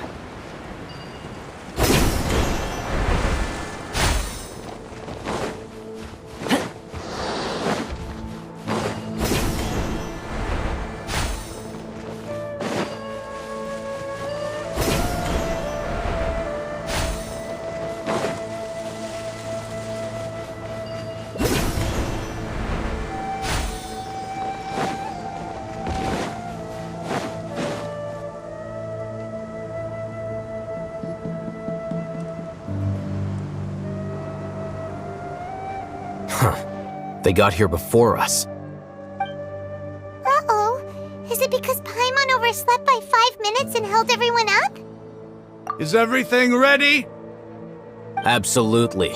Although you brought fewer people than I imagined. Bring him over. Grandpa! Why is there only one of them? Rahman, I've always thought of you as a man of his word. What's this about? It's a one-for-one exchange. Sounds fair, don't you think? And let me put it this way. Agreeing to any kind of deal with the Dendro Archon's people is already a huge compromise on my part. Don't you think you've asked enough?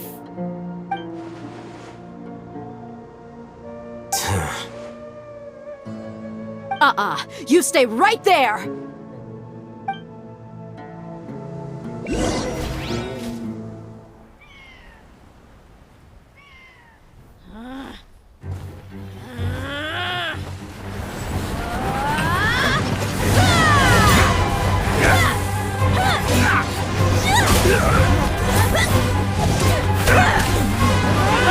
Playmate! What do you think you're doing? Grandpa! Don't you see this blade here? You coward! Why are your hands shaking?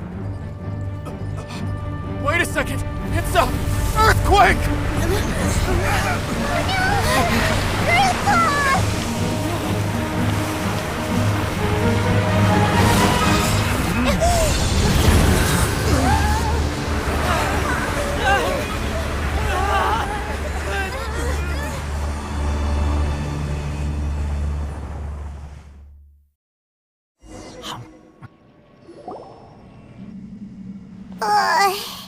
Paimon's dizzy.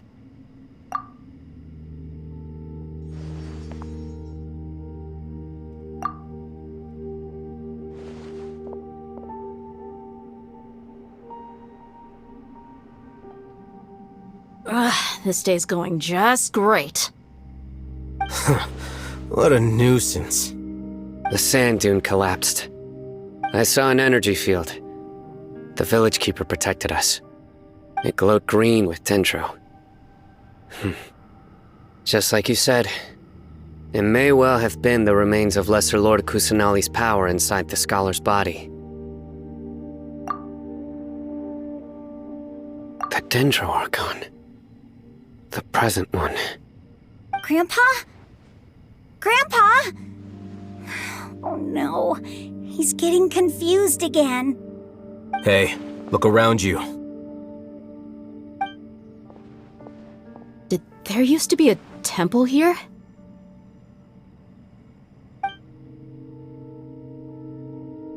It seems that when the sand dune collapsed, it exposed these underground structures.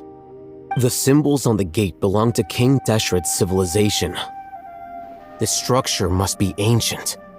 Over time, the sandstorms completely buried it and left it in the state we see now. It could have been an underground palace in the distant past. Oh, a miracle. Praise King Deshret! What's he doing here? And his men too? They must have fallen down here with us. Pretty lucky if you ask me. Most of them seem in really bad shape. Except for him. He got off lightly. Mind your head. No, this isn't the time for conflict.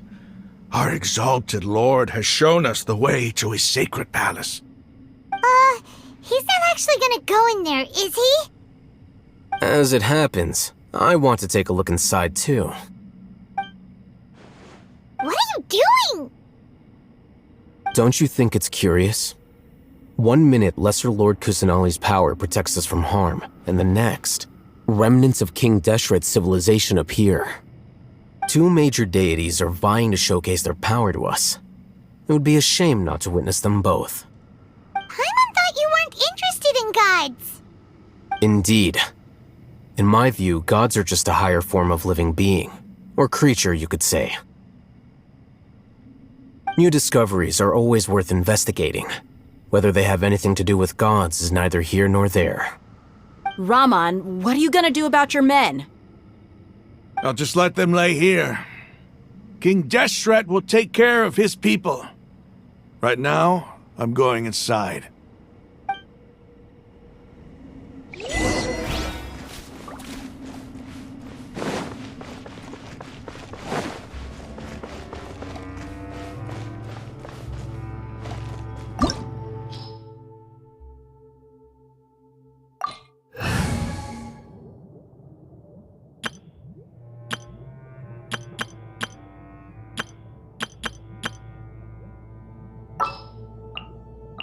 The campaign begins.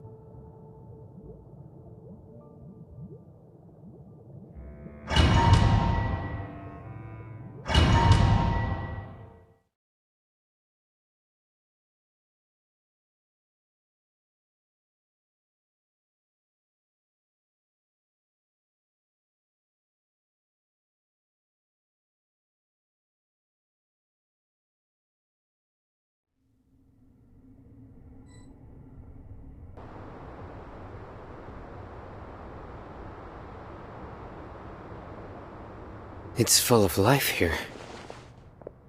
This defies comprehension. It looked completely desolate from the outside. Yet, it flows with energy inside. Yeah, and there's so many plants. It's so pretty. Sir Rahman. Huh? Me? Do you see another Rahman here? Are you mocking me? What do you mean, sir? Interpret it however you want, but there's something I'd like to draw your attention to. While this structure is clearly left over from King Deshret's civilization, the energy that flows in here is that of the Dendro Archon. Whatever you say. It's not like I have a vision. There's nothing to be angry about.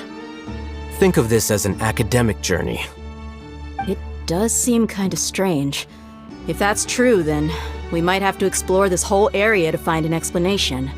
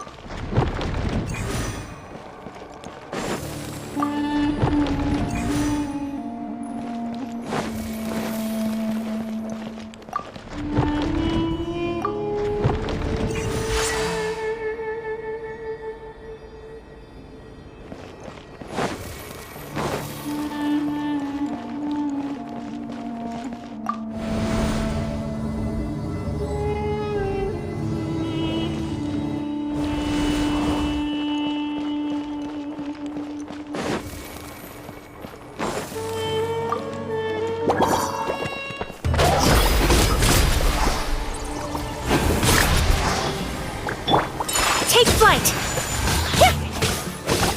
There is no escape!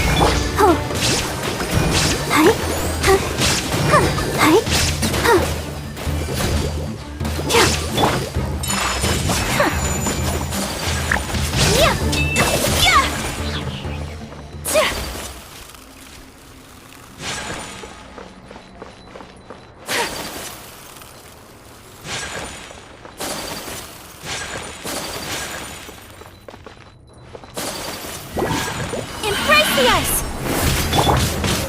Torn to oblivion! Shine down!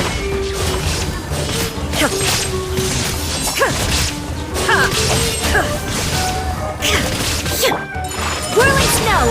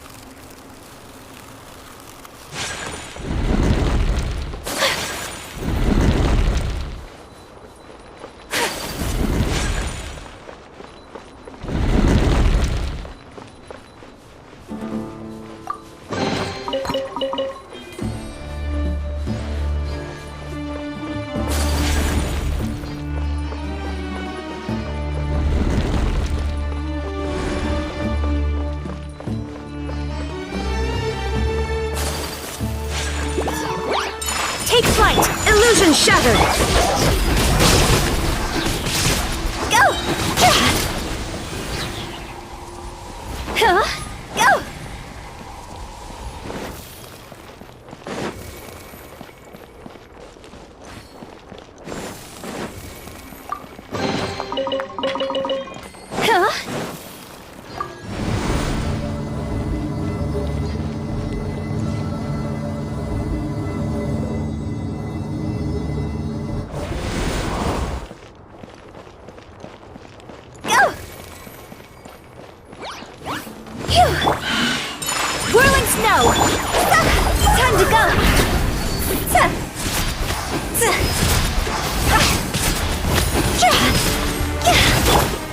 Take flight!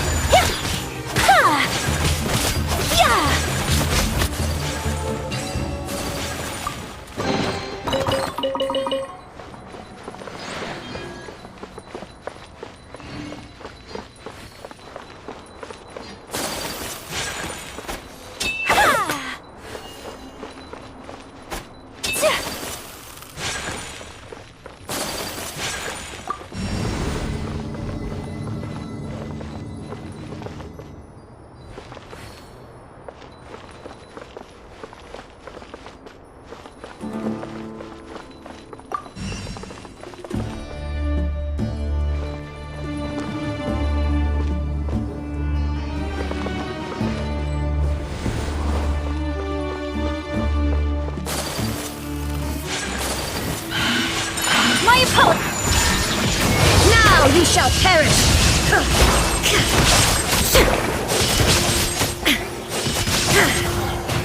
Shine down!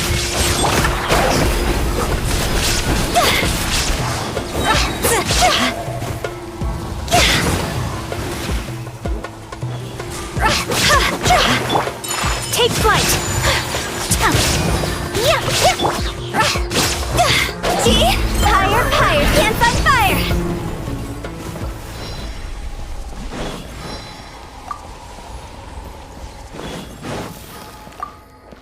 Huh?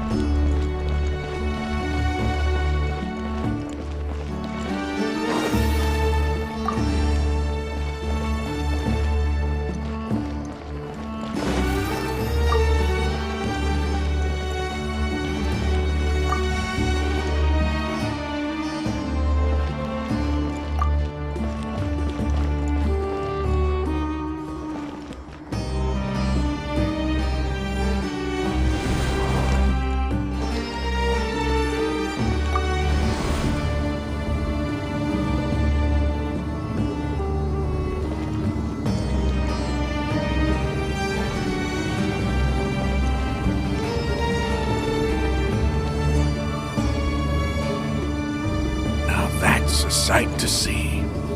King Deshret's splendor surrounds us. There's so much vegetation here. It's different than what I expected. Sure are a lot of plants for a desert. That's what I call divine providence of King Deshret.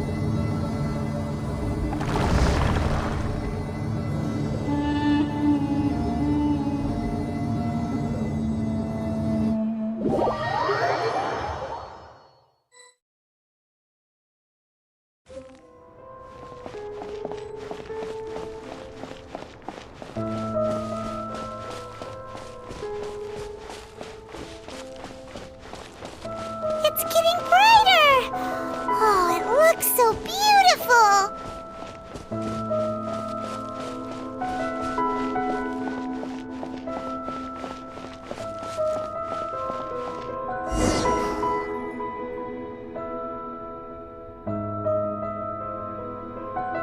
Wait. What's that?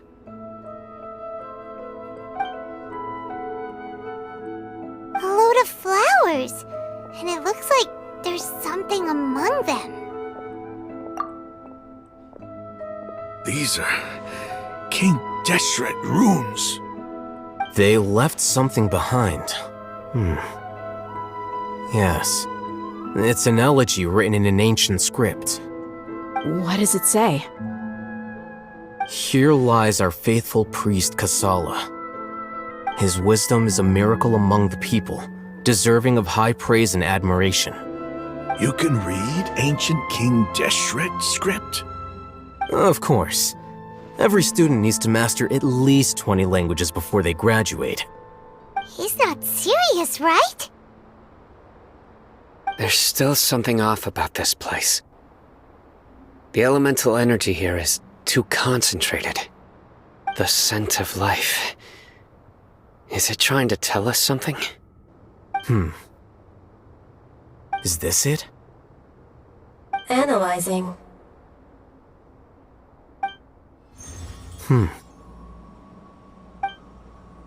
There seems to be a hidden message among these skeletal remains. Excellent. There's a device from King Deshret's civilization in this gravesite. I'll transmit the information over and project it for everyone to see. Isn't sharing knowledge against the Academia's rules? Yes. However, under the circumstances, I'd prefer you to see this for yourself. You'll understand after watching it.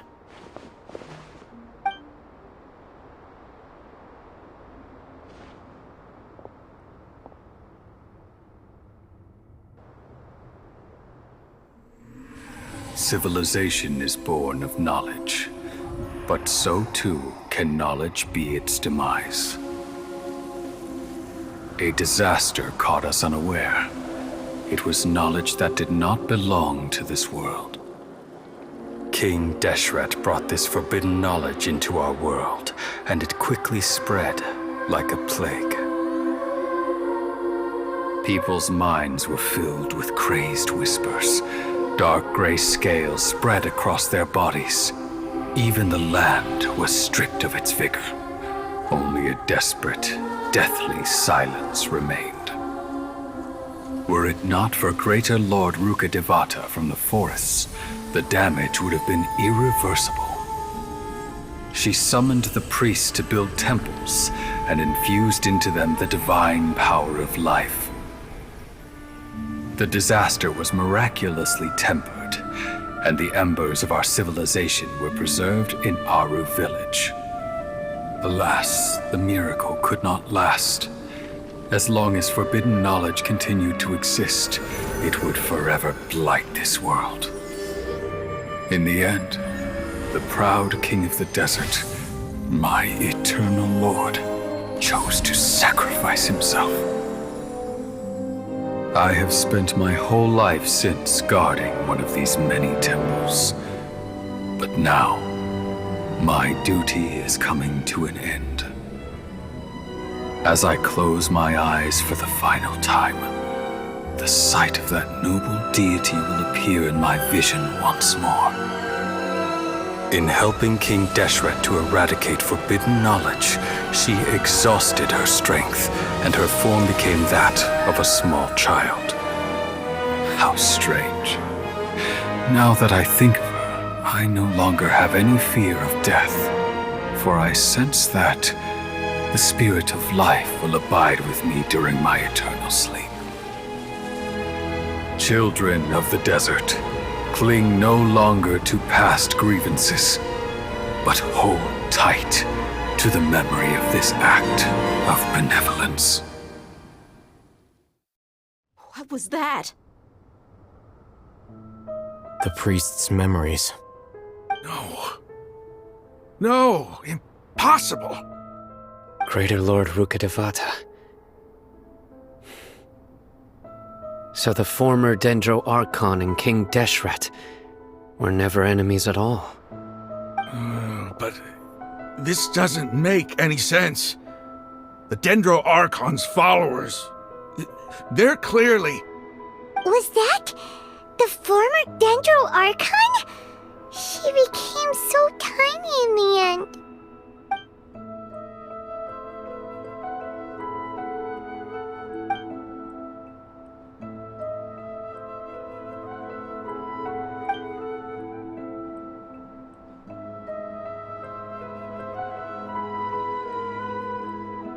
You might be distrustful of the Akasha, but there's no reason for you to doubt King Deshret's technology. You've just witnessed his priest's last words. I've never heard about any of this before. The surviving followers of King Deshret all gathered in Aru village. Our god did not make mistakes. We refuse to believe any of the rumors. King Deshret's death, the all but total annihilation of our civilization, it was all Greater Lord Rukkhadevata's doing. We saw her as nothing more than a traitor, who stabbed us in the back in our moment of crisis. Just like us humans, fighting, feuding, double-crossing each other to survive in the desert. You were blinded by your prejudice.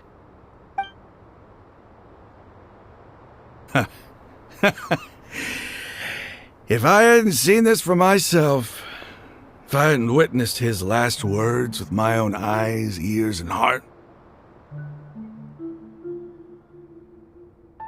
how could I ever begin to accept this?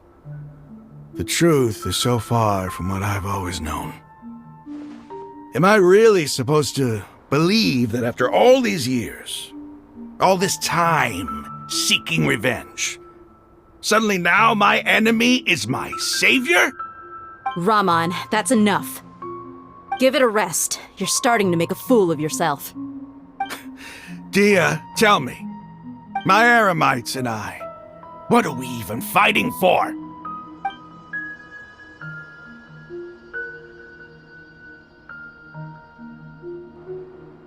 Hey, how you doing? I'll live. Thanks. I should probably go. Can't just stay here forever. What's your next move gonna be? Oh, I know what you're going to ask. I feel deeply ashamed of everything I've done. You'll get everything you're asking for. But please, give me some time. After everything that's happened here today, somehow I need to explain it to the others. It's not gonna be easy. Well, I guess that's for me to deal with. Dia, this is where our camp's located. Make a note of it. When would be a good time for us to go? Tomorrow, I'll convince everyone that we're all on the same side. And I'll return every last one of your your village keepers. We'll share our other resources with you, too.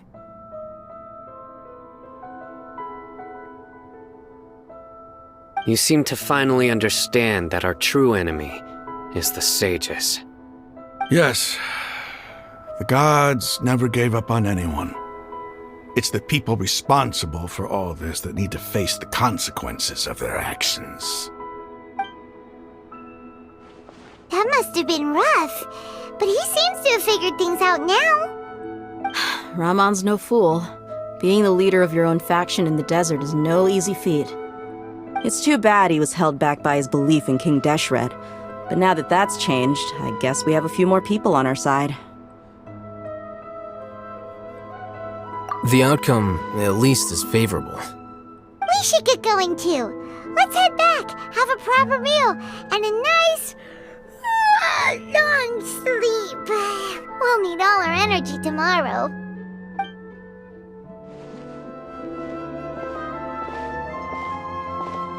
Sino, we're leaving! Stop yelling.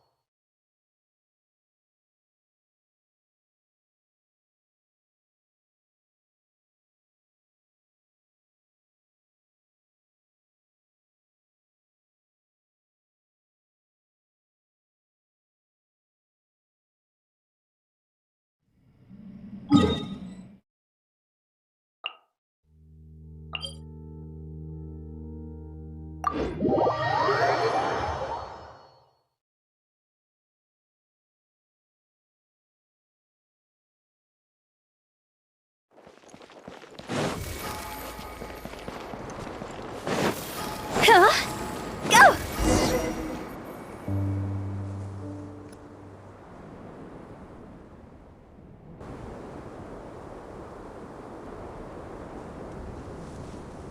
Raman, we're here. Everything's been arranged. Someone will bring the village keepers back to Aru village shortly. I guess all I can say now is thanks for agreeing to help. Don't mention it. I think we can both agree you went to hell and back for it. But we share a common cause now. From here on out, we're allies. Where are the perpetrators? I'll bring you to them. Follow me.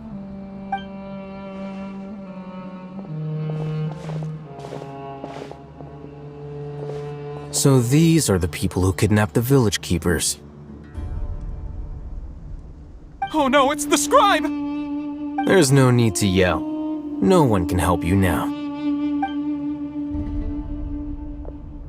We've been all over the desert trying to find you! That's right.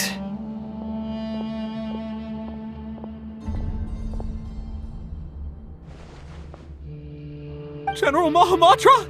No, no! Make it quick, please! Swift and painless! Whoa. The moment they set eyes on Sino, they turned pale like they've seen a ghost! You should have known that I would be coming for you. Wait, we were just following orders! You know what I'm talking about, right? There's no way we could have done all this by ourselves! No, not Sino! He's gonna tear us limb from limb! I could do worse. Please have mercy! Start talking. Otherwise, I'll have to resort to other methods. So, your superiors have kept you quite busy recently. Why? What are they trying to accomplish? They wanted to extract canned knowledge. Don't play dumb. You know what I'm really asking. They extract divine canned knowledge. Then what? I really don't know how to explain it. Well, you better start talking or you'll be sorry! You don't want to make things any more difficult for yourself, do ya? Be my guest.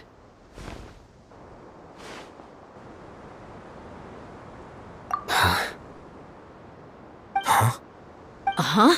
That sure didn't sound like a fancy metaphor or anything. You're serious, aren't you? How did you know? There's no use hiding it now. Yes, you're right. The Academia is working on an important and potentially world-changing project. They are creating a new god. A god that will belong to them and to the people of Sumeru. It may seem as if Sumeru's academics are thriving, but ever since the death of Greater Lord Rukkhadevata, scholarly breakthroughs have been few and far between. The withering of Irminsul has been getting worse recently. The sages have tried everything they could think of, but nothing's worked. I'm always hearing them say things like, if only Greater Lord Rukkhadevata was still with us. Continue. And then, someone from the Fatui showed up. They called him the Doctor. He brought a gnosis and said he wanted to borrow the Academia's research facilities. The Doctor was previously expelled from the Academia. At first, the sages looked down at him in disdain. But when he said those words, everyone's expression changed. He asked them, "Do you wish to create a god?" This is what the arrogant ignorance at the extreme end of academia looks like.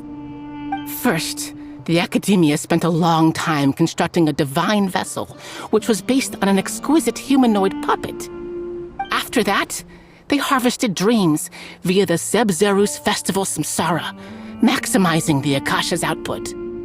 With the Doctor's help, and the Akasha now functioning at maximum efficiency, they were able to use it to extract the power from the Gnosis and convert it into a divine core. Next, they decided that their new god needed to possess divine wisdom. For that to happen, they needed a huge quantity of divine canned knowledge. It adds up. But how do you determine whether the knowledge extracted is of divine origin? Call it an educated guess? The Academia has been trying to figure out the exact source of the scholar's madness for centuries, but to no avail. Nobody can explain the cause of this phenomenon. Surely you can see what that implies, Scribe Alhaitham. If it's knowledge no mortal can comprehend, then it must be something only gods are able to decipher. In other words, it's the source of the God of Wisdom's omniscience and omnipotence. You must have noticed by now. The Academia doesn't care about who their god is. It's the ability to exercise control over knowledge and wisdom that matters. It is as if they are cursed with a desire for omniscience and omnipotence that burns in their blood.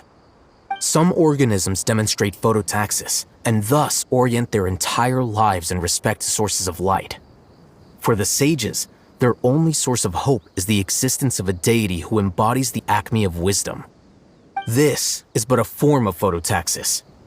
For many scholars, the absence of a god of wisdom means stumbling in the darkness for the duration of their lives. Then what does Lesser Lord Kusanali mean to you? Is she not a true god present in this world? If you already have a new god, why try to create another one? From the beginning, the Academia has never treated her as a god. When the Academia first discovered Lesser Lord Kusanali, the newborn god of wisdom, the sages hoped that she would be as wise as Greater Lord Rukkhadevata. But upon evaluation, they found that at the time she possessed no more intelligence than any ordinary human child. The sages never had a ruder awakening. This forced them to accept that Greater Lord Rukkhadevata had indeed passed away. Not to mention that Lesser Lord Kusanali's gnosis had been used to power the Akasha this entire time. By herself, she has neither an Archon's raw power, nor the spectacular insight expected of a god of wisdom. Slowly but surely, people began to forget about her existence. So, this is the path the sages have chosen.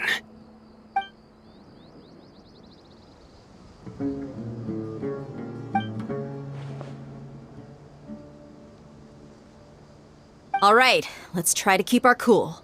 If everyone's in a bad mood, then let's change up our scenery. Rahman, give me a few men to help us escort the village keepers back to the village.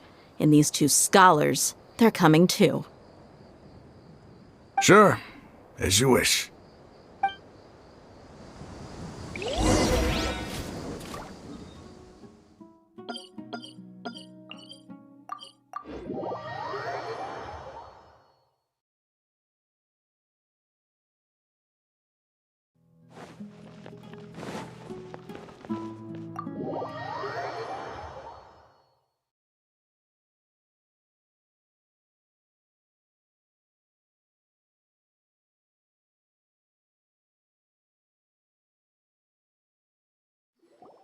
The village keepers you found have all been returned to their homes, and each one has a dedicated caregiver to look after them. The two new scholars are being kept under close supervision, too. Really great work, everyone.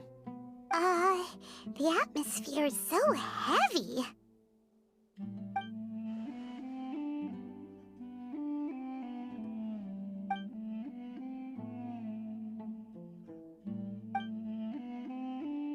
Hey! Say something! Stop spacing out! Come on, is there nothing left to talk about? In that case, let's all get some water and try to think about something else. Or I can go fetch some snacks. Oh, Paimon's so coming with you. Do you have any plans, Traveler? Gods above, you're not talking about work, are you? So you were still withholding some information?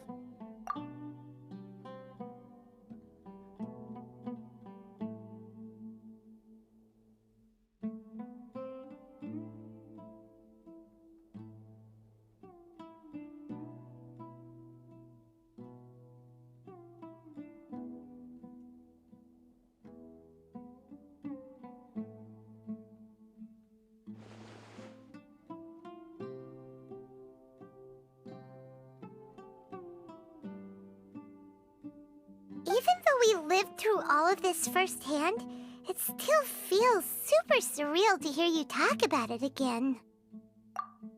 What a whirlwind of a story. I felt like I was holding my breath the whole time. It seems like there'll be more issues to face in the days ahead than I had anticipated. Still, now's a good time to make our next move. Now that Ramon's joined us, we'll be an even stronger team. It's time to make a plan. Indeed. These events are a flagrant transgression of the rules in every sense. We cannot allow it to continue. So, everyone, are we on the same page? Crush the sages and rescue our god. That is our ultimate goal. Well, let's brainstorm a little more about what other resources we can draw on. The next time we gather here, we must have a solid plan. Yep, it'll work out for sure.